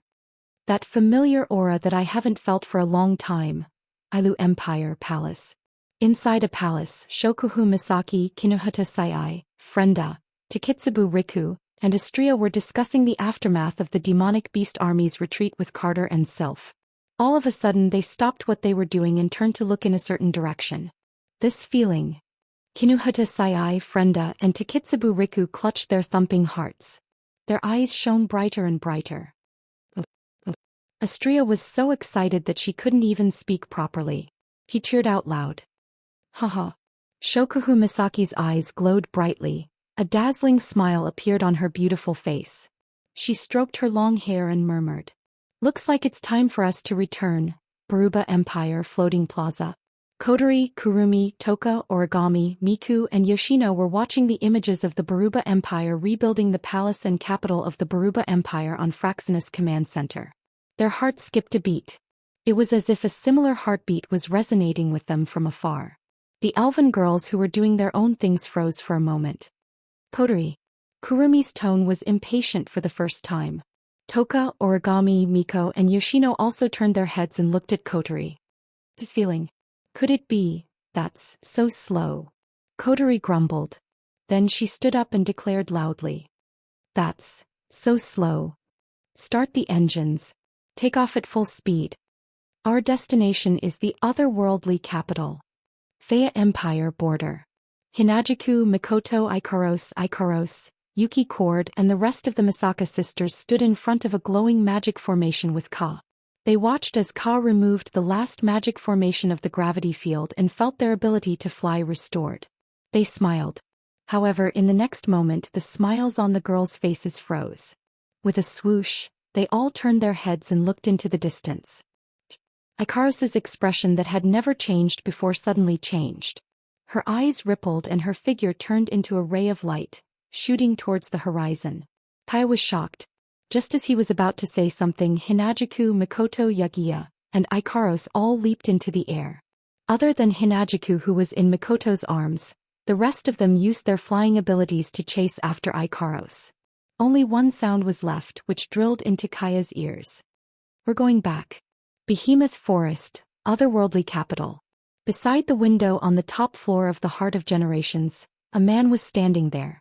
His back was straight and his head was slightly raised, looking at the sky outside. The black coat on his body was fluttering in the wind, making loud noises. His bangs moved up and down with the wind, and his wine-red pupils rippled with an incomparably deep light. The corners of his mouth slowly rose, carrying a steady, powerful, and confident arc. The next moment, a familiar voice reverberated in this space that belonged only to him. Looks like I'm not too late. Chapter 1979. Phew. Standing by the window, he took in a deep breath of the wind blowing against his face. Taking in the familiar scents and scents, Wu Yen let out a carefree sigh from the bottom of his heart. It's been 7 days since Wu Yen left the Spalier world, which means it's been 700 days since he started the Demigod Path quest.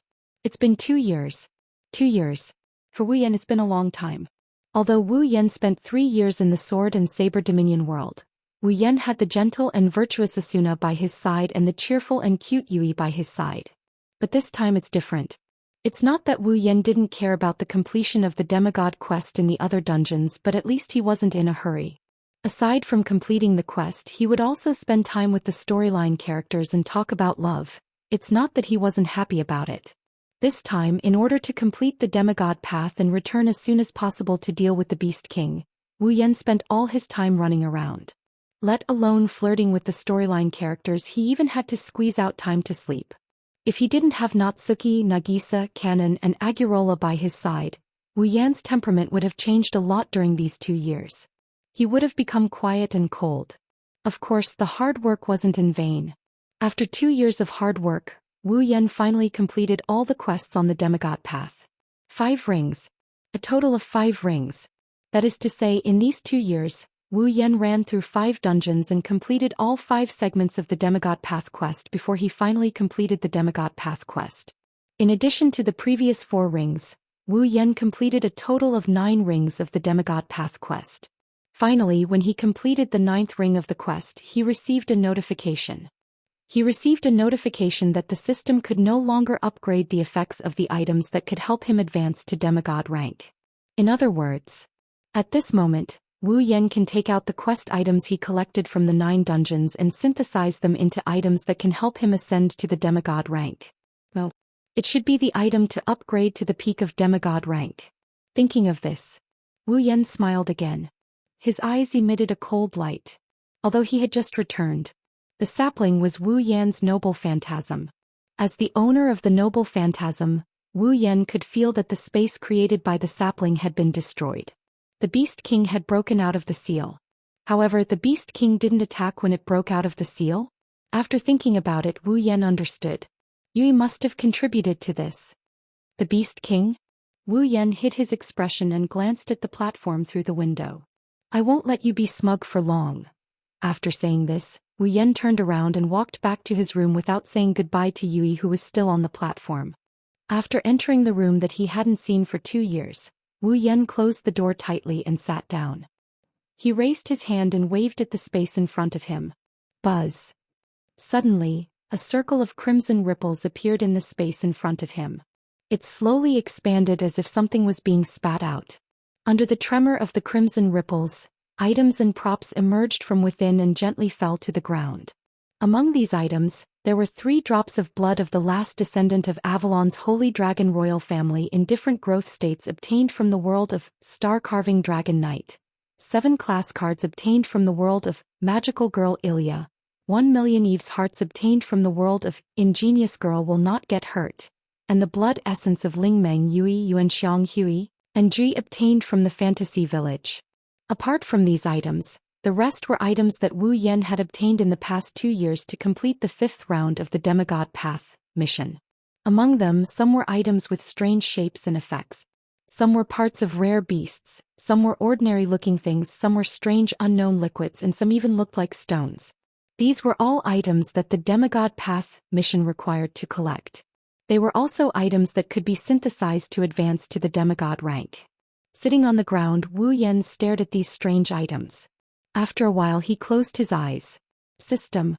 Request to complete the demigod path. Mission. Synthesize the reward item. Beep. User has completed the demigod path. Mission. Synthesize the reward item. Request in progress. Request complete.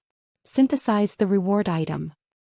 Listening to the cold and emotionless voice that rang directly from his mind, Wu Yan spat out a word expressionlessly. Yes. Synthesize the reward item. Begin synthesizing. As soon as the system's voice fell, the various items on the ground that were collected according to the requirements of the demigod path mission floated up into the air. Whoosh. Following a gust of wind, the items floating in the air suddenly burst into flames and were enveloped by flames of various colors. TSK. The green flames were silent, had no temperature, and did not emit any strange aura. However, under the roasting of the flames, the strange items from various dungeon worlds burned like pieces of paper. In the end, all of them turned into thick ash-like light. Wu Yan discovered that the color of the light became brighter and brighter under the roasting of the flames. In the end, the color was so bright that it hurt his eyes. Moreover, the color was getting closer and closer to the color of the flames that were roasting them. Not long after, they were completely identical. Hum.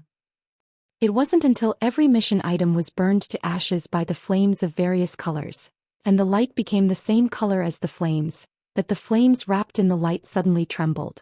With a spin, they converged towards the center and collided with each other. Boom. With a muffled sound that was neither too loud nor too soft, all the flames that were wrapped in dense light collided together. Like different colored liquids, they intertwined with each other, twisting and fusing together. After a while they actually turned into a ball of transparent flame. At the same time the ash-like light also intertwined, twisted, and fused with each other in the transparent flame as though it was smelted by the surrounding flames. It spun like a dewdrop. After an unknown amount of time, the transparent flame started to dissipate under Wu Yan's watchful eyes. The flame and the quest items that Wu Yan had painstakingly collected from the various dungeon worlds disappeared without a trace. The only thing left behind was a dewdrop. A dewdrop that was clearly transparent but emitted a rainbow-like radiance. Beep. Item synthesis successful. Ding. Obtained, Demigod's Dew Perfect. Demigod's Dew Perfect, a synthesized item rewarded after completing the Path of Demigod mission issued by the system. Special item. Cannot be exchanged. Effect. Has the effect of raising the user's level to 90. If the completion of the Path of Demigod mission increases, the grade of the item will also increase. The level that can be raised after using the item will also increase. The perfect grade means that the item can be raised to the peak of the level. The user will be raised to level 99 after using the item. Requirement. Requires the user to be at least level 89. There is a risk of self-explosion if the user is below level 89. The effect will be reduced if the user is above level 89. The item is exclusive to the user Wu Yan. Other than Wu Yan it will not be effective. The transparent dewdrop that was emitting a rainbow-like radiance floated in mid-air, dazzling Wu Yan. He could not help but reach out his hand. The Demigod's Dew Perfect seemed to have a mind of its own as it gently floated into Wu Yan's hand and landed in his palm. It was clearly a dewdrop, but when he held it Wu Yan felt as though he was holding a gem. Looking at the Demigod's Dew Perfect, lying obediently in his hand, he could not help but smile. It was a smile as if a heavy burden had been lifted from his shoulders. It had been around 3 years since the Path of Demigod mission was issued. Wu Yan had finally completed the Path of Demigod mission and obtained the opportunity to reach the pinnacle of Demigod. Chapter 1980. Demigod Pinnacle. Now that the conditions for the birth of gods had been lost, they were truly the strongest existences in the countless planes. Of course, that didn't include the Beast King, who relied on the power of a false god to reach the false god rank. After all, in the long history of Silveria, the Beast King was the only one who managed to reach the demigod rank. Even in the future, there shouldn't be another demigod rank that was unique to the demigod rank. Apart from the special Beast King, the item that allowed him to become the strongest existence in the world was lying obediently in his hands. Wu Yan wasn't excited at all. His heart was filled with endless emotions. A tool that could allow one to reach the pinnacle of demigod in one fell swoop. If an outsider were to find out that Wu Yan is the only one who can use this item, they would go crazy with jealousy.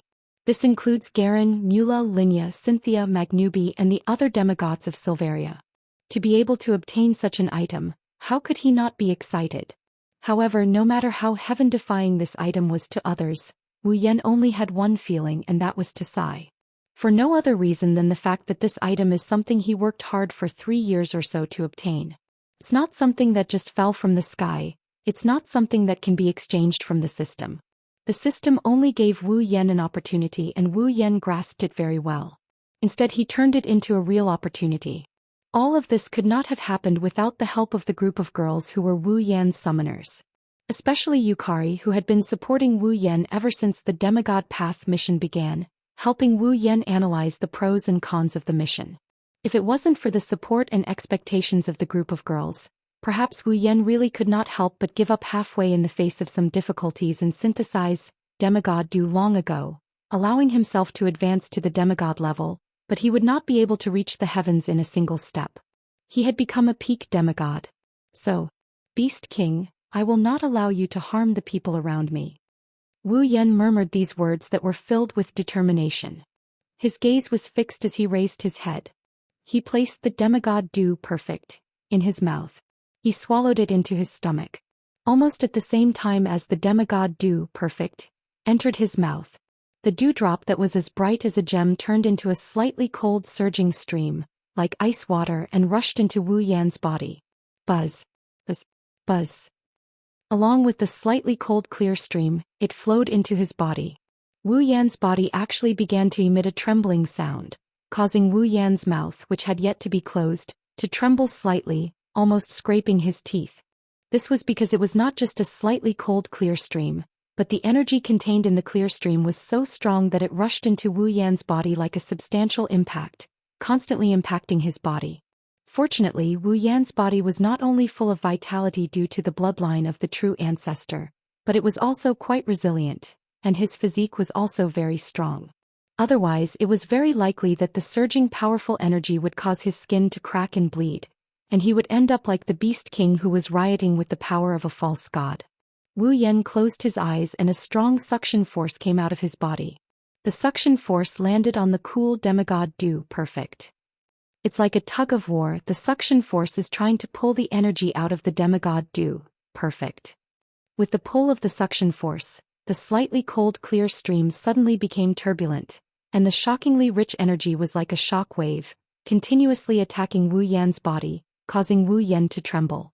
However, while these shocks were hitting Wu Yan's body on the other side, the slightly cold clear stream of energy began to slowly leave the cold clear stream under the pull of the suction force, and began to flow under the control of Wu Yan's mind. How did it flow? Naturally, it began to flow according to Wu Yan's highest level of magic power cultivation method. During this period of flow, Wu Yan could faintly feel that his meridians, bones, blood vessels, and even his cells were madly devouring the energy that flowed according to the magic power cultivation method. As the energy pulled out from the cold clear stream of energy was devoured by his organs, tissues and systems, everything in Wu Yan's body was undergoing an extremely shocking speed of strengthening. Wu Yan didn't know what this energy from the demigod dew perfect is, but now he has a better idea of what it is. Like the miraculous pool water, the demigod dew perfect seemed to have an extremely special transformation effect. However, unlike the mechanical transformation, sublimation, strengthening and purification of the miraculous pool water, the energy from the demigod dew perfect also contained a vigorous vitality. Devouring this energy was like soaking one's body in a hot spring. Not only was it warm, but it was also very lively. If there was someone present, they would definitely notice that after swallowing the demigod dew perfect, Wu Yan's body was currently emitting rings of extremely mysterious energy ripples. He was like a butterfly that was about to break out of its cocoon. Everything in his body was undergoing changes. As these changes progressed, everything in Wu Yan's body was also strengthening, purifying and deepening, causing Wu Yan's aura to become stronger and stronger.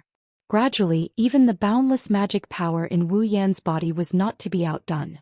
It began to absorb the energy of the demigod dew perfect, and underwent a transformation. Thus, in the next second, a cold, emotionless, mechanical voice echoed in Wu Yan's mind. Ding! Congratulations on leveling up. Current level, 90. Ding! Congratulations on leveling up. Current level, 91. Ding! Congratulations on leveling up. Current level, 92. Ding! Congratulations on leveling up. Current level, 93. Ding! Congratulations on leveling up. Current level, 94. Ding! Congratulations on leveling up. Current level, 95. Ding! Congratulations on leveling up. Current level, 96. Ding! Congratulations on leveling up. Current level, 97. Ding! Congratulations on leveling up. Current level, 98. Ding! Congratulations on leveling up. Current level, 99. The moment the last system notification ended, the energy that was surging in Wu Yan's body also stopped. The demigod dew perfect that had been devoured by the cells in Wu Yan's body also dissolved into the last bit of energy and flowed into his magic power. Buzz! A monstrous pressure surged from Wu Yan's body, but retracted back into Wu Yan's body in the next second as though nothing had happened. Wu Yan opened his eyes slowly. The pair of burgundy pupils had disappeared, only to be replaced by a dazzling golden color.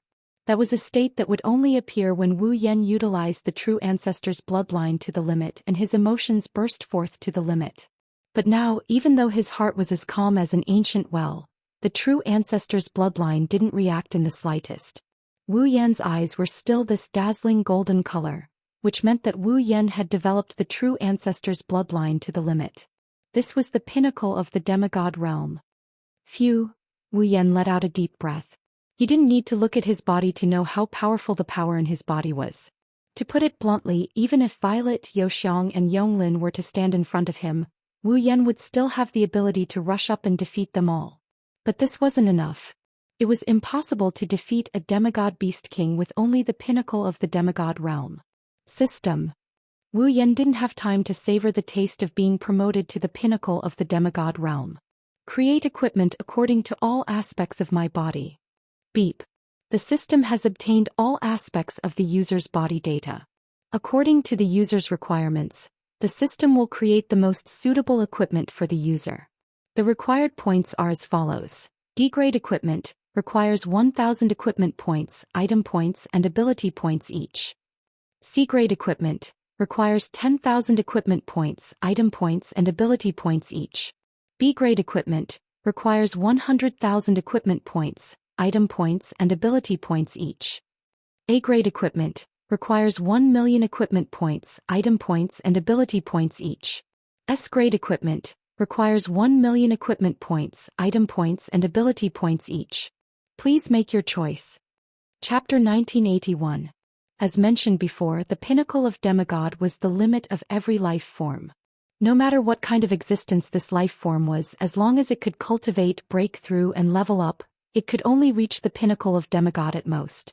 It was impossible to reach any higher with just one's cultivation alone. It was the same for Wu Yan and his group of summoning girls.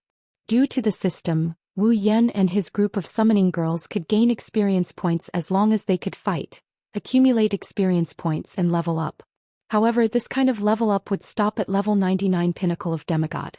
Even the system could not continue to absorb experience points to level up. In order to become a true and invincible divine level expert that surpassed the pinnacle of demigod, one had to fulfill the following two conditions. 1. Reach the pinnacle of demigod. 2. Absorb the power of God and obtain the opportunity to break through. Wu Yan had reached the pinnacle of demigod. In that case, if he wanted to advance to divine level and become a true expert, Wu Yan only lacked one thing: the power of God. The system had also said that the so-called power of God referred to a kind of sharpness that naturally formed equipment with great power possessed. As it was naturally formed and did not have any signs of life, it did not belong to the category of life forms and had been nurtured by the equipment with great power. This kind of sharpness without any signs of life had the property of breaking the limits of life forms, allowing the life form to step into the realm of God and advance to divine level. This kind of natural formation. There were equipment with great power that contained the power of God in the system. However, how could those equipment compare to equipment that was tailor-made for him? Although Wu Yan wanted to advance to divine level, he did not want to casually exchange for an S-grade mythical armament just to advance to divine level. Since he wanted to do it, shouldn't he do it to the best of his ability? Some people wanted to say that since the power of God was naturally formed, the sharpness of equipment with great power would be sharpness. Equipment with great power was a kind of sharpness in itself. Could an S-grade equipment created by the system also contain the power of God? The answer: of course it could. According to the system, S-grade mythical armaments were naturally formed equipment, and the so-called creation by the system was just a modification of an S-grade mythical armament that could originally be exchanged from the system. It was just a modification that was more suitable for the user. That's why Wu Yan decided to forego the exchange and forge instead. However, looking at the words equipment points, item points, and ability points required, Wu Yan's pair of bright golden eyes became absent-minded. He reached out his hand and clicked on the system list. Character: Wu Yan. Equipment points: 4770000 item points, 5370000 ability points, 4660000 summoning points, 1210000 level 99. After 2 years of experience in 5 instance dungeons excluding the summoning points, Wu Yan's equipment points had reached 4,770,000 points. His item points had reached 5370000 points, and his ability points had reached 4660000 points. However, Crafting an S-grade mythical armament required 1 million equipment points, item points and ability points. The difference was like heaven and earth. At that moment Wu Yan let out a bitter laugh. After pondering for a while, a torrent of mana suddenly rushed out from his body and turned into a knight's robe that was burning like flames. Covered his body. System. Wu Yan said in a deep voice. Can I use the S-grade mythical armament as a bridge to upgrade the paladin equipment?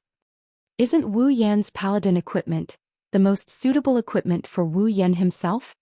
If the system could use the S-grade mythical armament that originally needed to be modified as a material to upgrade the paladin equipment, it should be able to reduce some of the points consumed, right? Unfortunately, beep, the possibility of upgrading the paladin equipment is 100%. It requires 9 million equipment points, item points and ability points. Hearing the system prompt, Wu Yan almost suffocated. 900,000 equipment points, item points and ability points? Previously when he was forging the paladin equipment, he spent 10 million equipment points, item points and ability points. While forging the S-grade mythical armament required 10 million equipment points, item points and ability points. Upgrading the paladin equipment required 9 million equipment points, item points and ability points. Isn't that equivalent to offsetting the 1 million equipment points, item points and ability points used to forge the paladin equipment? Sigh.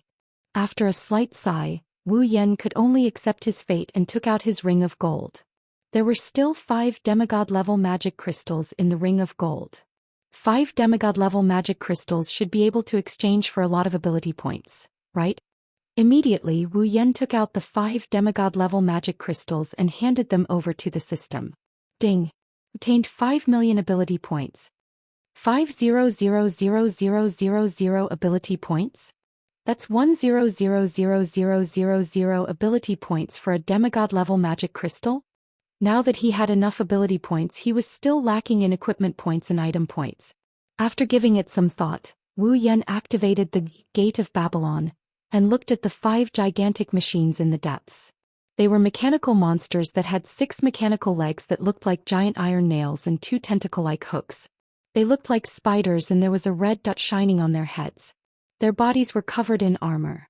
Behind these 5 spider-like mechanical monsters, there was another one that was also covered in armor, but it was twice the size of the other 5. It had the same mechanical limbs, but its body, which was the center of the body, was larger. Its head was not placed at the front of the body, but like a 3-pronged crown, it protruded from the top of the body. It was a large mechanical monster with a long and slender gun barrel similar to a launcher installed at the top of the body. They were the god-slaying weapons that Wu Yan had obtained from the Bloodlust Strike world. They were the Nalakuvara and the Nalakuvara's Queen machine. Wu Yan had planned to place these machines in the capital of alternate generations like the saplings of the Guardian Divine Tree to protect the capital of alternate generations. Who knew that the Misaka sisters would be able to unleash the power of level 8? Therefore, these Nalakuvaras were placed in the Gate of Babylon. Now it was time for them to contribute to Wu Yan. Without hesitation, Wu Yan handed over the god-slaying weapons that many warmongers in the Bloodlust Strike coveted to the system. Ding. Obtained 3 million equipment points. Ding. Obtained 5 million item points. 300,000 equipment points and 5 million item points. The legendary god-slaying weapons lived up to their name. Now that he had gathered all the item points, his equipment points had reached 77,000 points. He was only 130,000 equipment points away from upgrading his Holy Knight equipment. By then, Wu Yan would be able to absorb the power of God and obtain the opportunity to level up to the celestial level. Equipment points. Item points. Wu Yan gritted his teeth and handed over all the equipment and relics in the Gate of Babylon to the system. Among them were the Nietsu no Shana, meteor shower, and many other iron sand that had been turned into relics. After losing all the equipment in the Gate of Babylon, the Gate of Babylon had to rely on the quantity and quality of the equipment to increase its power. In the end, Wu Yan decided to put all the equipment that he could not hand over into an infinite space ring and handed over the Gate of Babylon to the system. Gathering here and there, after 5 minutes, Wu Yan finally got all the points he needed. Character. Wu Yan equipment points, 90110000 item points, 10370000 ability points, 9660000 summoning points, 12100000 level, 99. Phew. Wu Yan let out a sigh of relief when he saw all the points on the system list. System, upgrade the Holy Knight equipment. Beep. Upgrading the equipment. Upgrading the target, Holy Knight equipment. Deducting 900000 equipment points, item points and ability points. Upgrading commencing. In the next moment, the Holy Knight outfit that was burning fiercely seemed to have been doused with gasoline. With a whoosh, the burning phenomenon became even more violent. However, Wu Yan did not care about the burning Holy Knight equipment on his body, as he felt it. In the Holy Knight equipment, a strange energy suddenly appeared out of nowhere, causing his organs, tissues, cells, and even mana to tremble slightly, sending out a signal of desire. Chapter 1982. The Holy Knight outfit on his body was still rolling and fluctuating like a raging flame, but Wu Yan didn't feel it at all. The inexplicable power that suddenly appeared from the Holy Knight outfit made every cell, every bit of magical power, and every inch of skin in his body tremble and become restless. This kind of feeling was as if he had encountered an extremely high-grade tonic. Thus Wu Yan instantly understood. This inexplicable power that came from the Holy Knight outfit was the power of God. Moreover, as the level of the Holy Knight outfit continued to increase, the power of God also increased bit by bit. In the end, it turned into streaks of white light that wandered back and forth. Buzz, buzz, buzz. Every cell, every bit of magical power, and every inch of skin in his body trembled more and more frequently with the increase of the power of God. However, Wu Yan suppressed the desire and impulse in his heart to absorb the power of God and immersed his mind into the Holy Knight outfit. In the Holy Knight outfit, Wu Yan seemed to have seen another world. It was an endless, pure white world that stretched as far as the eye could see. In such a world, streaks of extremely dazzling white light were like streaks of pure white meteors that wandered back and forth aimlessly. This scene was like the stars in the universe, containing an incredible feeling. And looking at these streaks of white light that wandered back and forth like pure white meteors, another scene immediately emerged in Wu Yan's mind. That was what he saw on the high cliff in the behemoth forest back then. Endless, dense, strange black lights that wriggled like worms. It was a scene that made one's scalp tingle. Taking a closer look, these streaks of white light that wandered back and forth like pure white meteors were extremely similar to the shape, appearance, and scale of the strange black lights. But that wasn't strange. After all, these white lights were the power of God that all powerful people dreamed of. As for the power of the pseudo-gods, it was a power developed by the four gods by using the fragments of the mythical armament that contained the power of the gods as research. The original purpose was also to be able to replicate the power of the gods and mass-produce endless power of the gods. In that case, the shape, appearance, and scale of divine power and false divine power were roughly the same, so there was nothing special about them. The difference was, when the meteor-like white light flowed, it was extremely pleasing to the eye. It was as if a real meteor was flying through the sky, making those who looked at it feel comfortable. On the other hand, the false god's power was like a worm, wriggling in the air. It was extremely disgusting. In addition, the aura emitted from the meteor-like bright white light was so grand and vast. However, the strange black light was cold and vicious.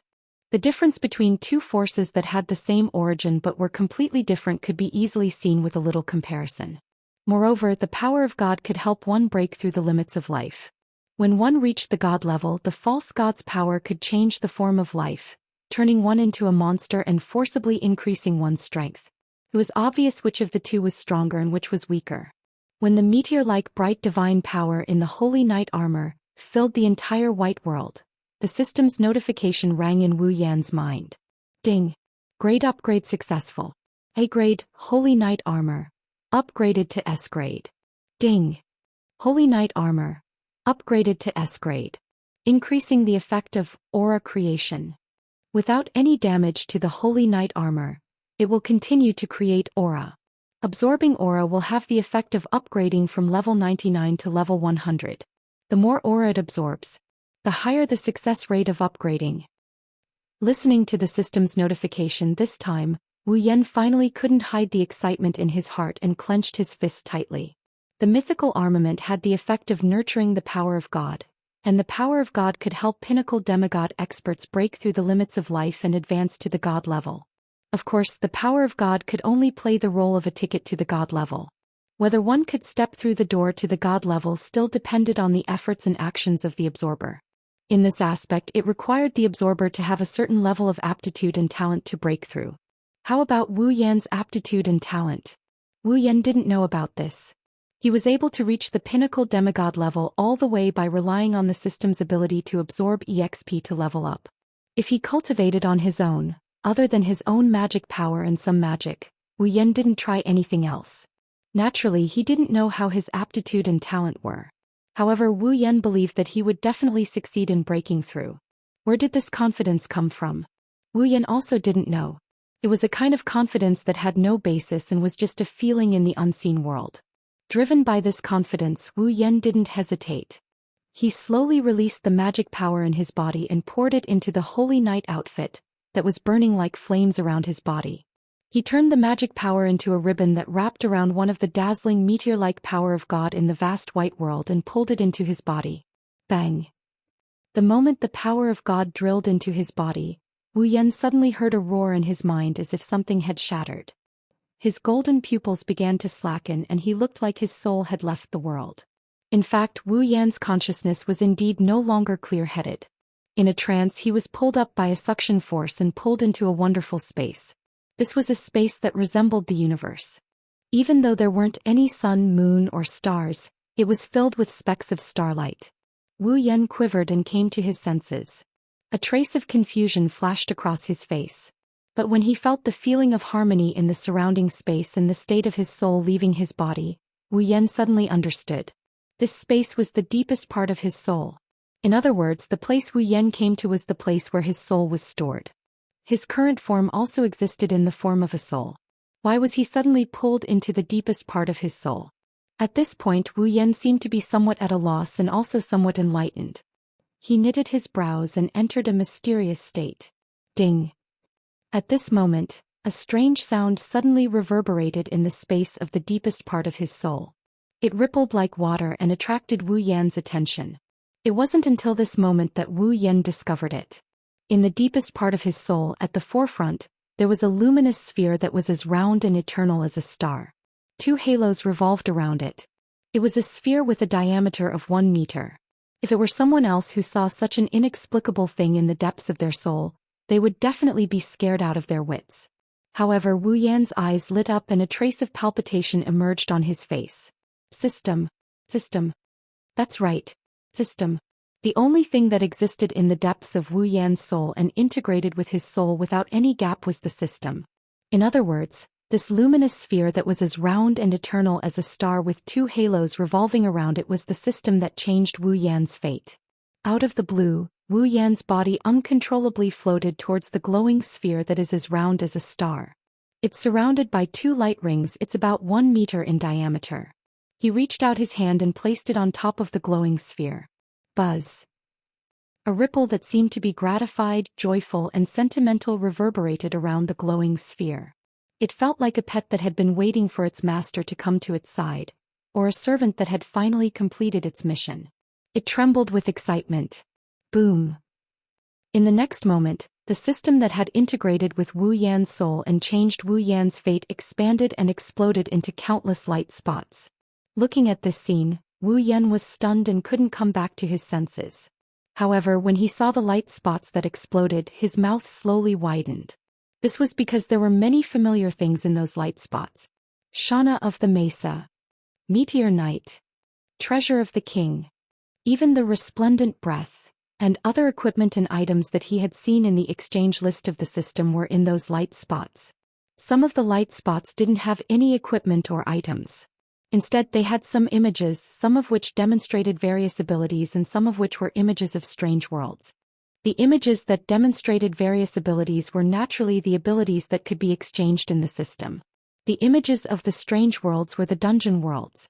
In these dungeon worlds, the storyline characters were reflected in the images and had light spots on them, representing the summoned characters. Then the equipment, items, abilities, summoned characters, and light spots that represented the dungeon worlds that made up the system all swarmed into Wu Yan's body. Wu Yan slowly closed his eyes and fell into a deep sleep. Chapter 1983. I'm back. Astria rushed into the Heart of Generations Hall with Shokuhu Misaki, Kinuhata Sai, Frenda, and Takitsubu Riku following behind her. They rushed into the hall like a school of fish. Shokuhu Misaki, Kinuhata Sai, Frenda, Takitsubu Riku, and Astria noticed Yukari wasn't the only one in the hall. Chuju, Mikoto, Ikaros, Yakuya, Yuzan, Kodori, Kurumi, Toka, Origami, Mikoto, Shiki, and the other elven girls were there as well. All the girls who went to the three empires were gathered here. You're all back. Shokuhu Misaki looked at Mikoto and Kodori with a surprised expression. Did you guys come back by airship as well? That's right. It would be great if that's the case. Mikoto didn't have the time to argue with Shokuhu Misaki. She glanced at Ikaros, who was standing in the corner of the hall, staring at the entrance of the hallway. Ikaros rolled her eyes. We flew back as fast as we could to catch up to Ikaros. When we were almost out of energy, we were almost there. How can a normal airship compare to my Fraxinus? Kodori didn't beat around the bush. If we traveled at full speed, we would have made it back in time. We wouldn't even need a day. Then where's Master? Astria asked in a stuttering tone. Yeah. Why isn't Master here? Master. He's not out yet. Yukari, who was sitting on the sofa and sipping on her black tea, said with a smile. It should have been a day since I locked myself in my room after coming back, right? Master? Shokuhu Misaki, Kinuhata Sai, Frenda, Takitsubu Riku, and Astria finally understood why everyone was gathered in the hall. They also understood why Ikaros was staring at the entrance of the hall. It seems like the girls are all waiting for Wu Yan. Master. Astria looked at the entrance of the hallway and muttered. When will Master come out? Who knows? Who knows? Yukari looked like she didn't care, but upon closer inspection, one could see that there was a trace of anticipation in her gem-like eyes. But wait for him to come out. Maybe you won't be able to recognize him. Of course, she wasn't referring to Wu Yan's physical appearance. She was referring to the changes in his body. She didn't get to see how Wu Yan looked like after 2 years in the dungeon. She didn't know if Wu Yan successfully completed the Demigod Path quest, but she didn't see Wu Yan when she came back. She didn't want to see him. Yukari was confident. Wu Yan won't disappoint her. He wouldn't disappoint all of his summoned characters and everyone in Fantasy Village. The girls seemed to understand what Yukari meant and they didn't say anything else. Instead, they started discussing their trip to the Empire. Yukari also told him about how the Beast King had broken out of the seal and how she had tampered with the false god power, causing the Beast King to suffer a great loss. Looks like we're back to square one. Shokuhu Misaki sighed. Once the Beast King recovers, he will lead his demonic beast army to attack the capital of otherworldly demons like he did before. This time, the Beast King won't give us the chance to seal him again. Kodori held a lollipop in her hand. Her red eyes were filled with helplessness. Besides, we don't have any way to seal him. The 5 demigods of Silveria are exhausted and won't be able to recover in a short time. They won't be able to help at all. Should we ask for help from the 3 empires? Kurumi tilted her head. The Beast King will take care of us first before dealing with the 3 empires. Even if we don't count the Beast King, it won't be easy to deal with the entire demonic beast race. The group of girls did not treat the magical beasts as a threat when they went to the 3 great empires to provide reinforcements. Instead, they focused on dealing with the 3 fake Beast Kings leading the magical beast army. Aside from the 3 demonic Beast Kings, the demonic beast army that attacked the Ailu Empire, Baruba Empire, and Fea Empire suffered very few casualties. Now that the 3 false Beast Kings had been eliminated and the Beast King was freed, he would definitely gather the magical beasts scattered across the 3 empires while he calmed the raging power of the false gods within his body.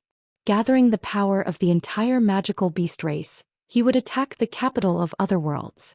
When that time comes, the capital of alternate generations would have to face an army that was several times stronger than the magical beast army that had attacked the 3 great empires alone and posed a major threat to each of them.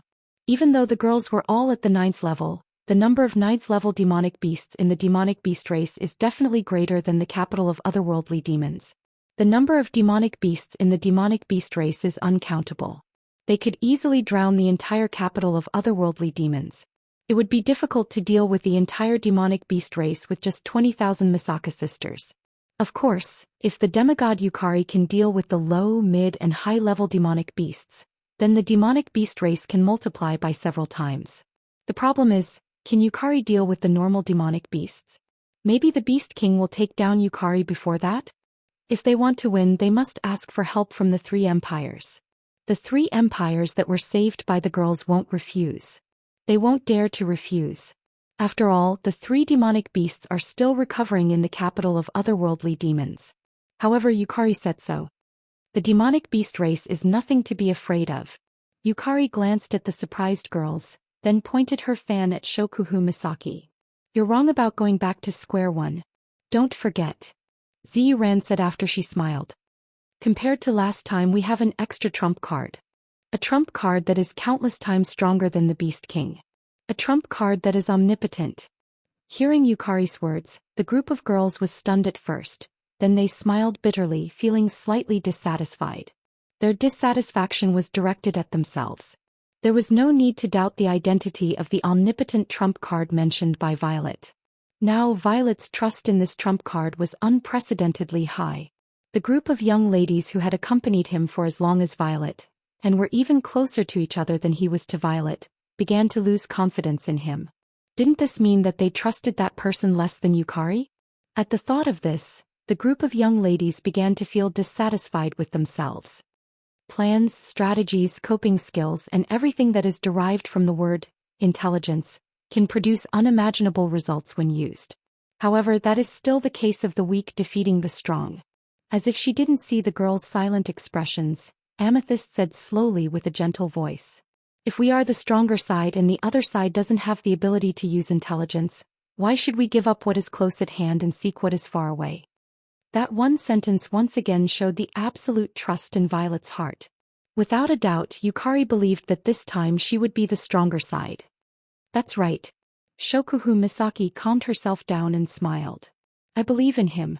The group of girls nodded heavily, including Ikaros and Origami. All of them said the same thing in unison. We believe in him too. Yukari smiled in satisfaction. Just as the girls collectively affirmed their trust in their hearts, a rather emotional and amused voice echoed in the hall of the Heart of Generations. By the way, I'm a very emotional person. This is a reunion after so long, can you not make me feel like crying? When the voice entered the girls' ears, they froze. Their hearts skipped a beat as if afraid that this was an illusion. They slowly turned around and looked at the entrance of the hall. In the next moment, what was imprinted in the eyes of the group of girls was the figure that occupied their entire hearts. It was as if he had settled down there forever and they could no longer shake him off. Also, that familiar gentle smile that made people want to cry. Looking at that smile, the girls' hearts skipped a beat as if they were melting. Yen. Little Yen. Master. Oni-chan. Many of the girls threw themselves into that familiar warm embrace, causing the man who was hugging them to smile, a smile that was unusually gentle.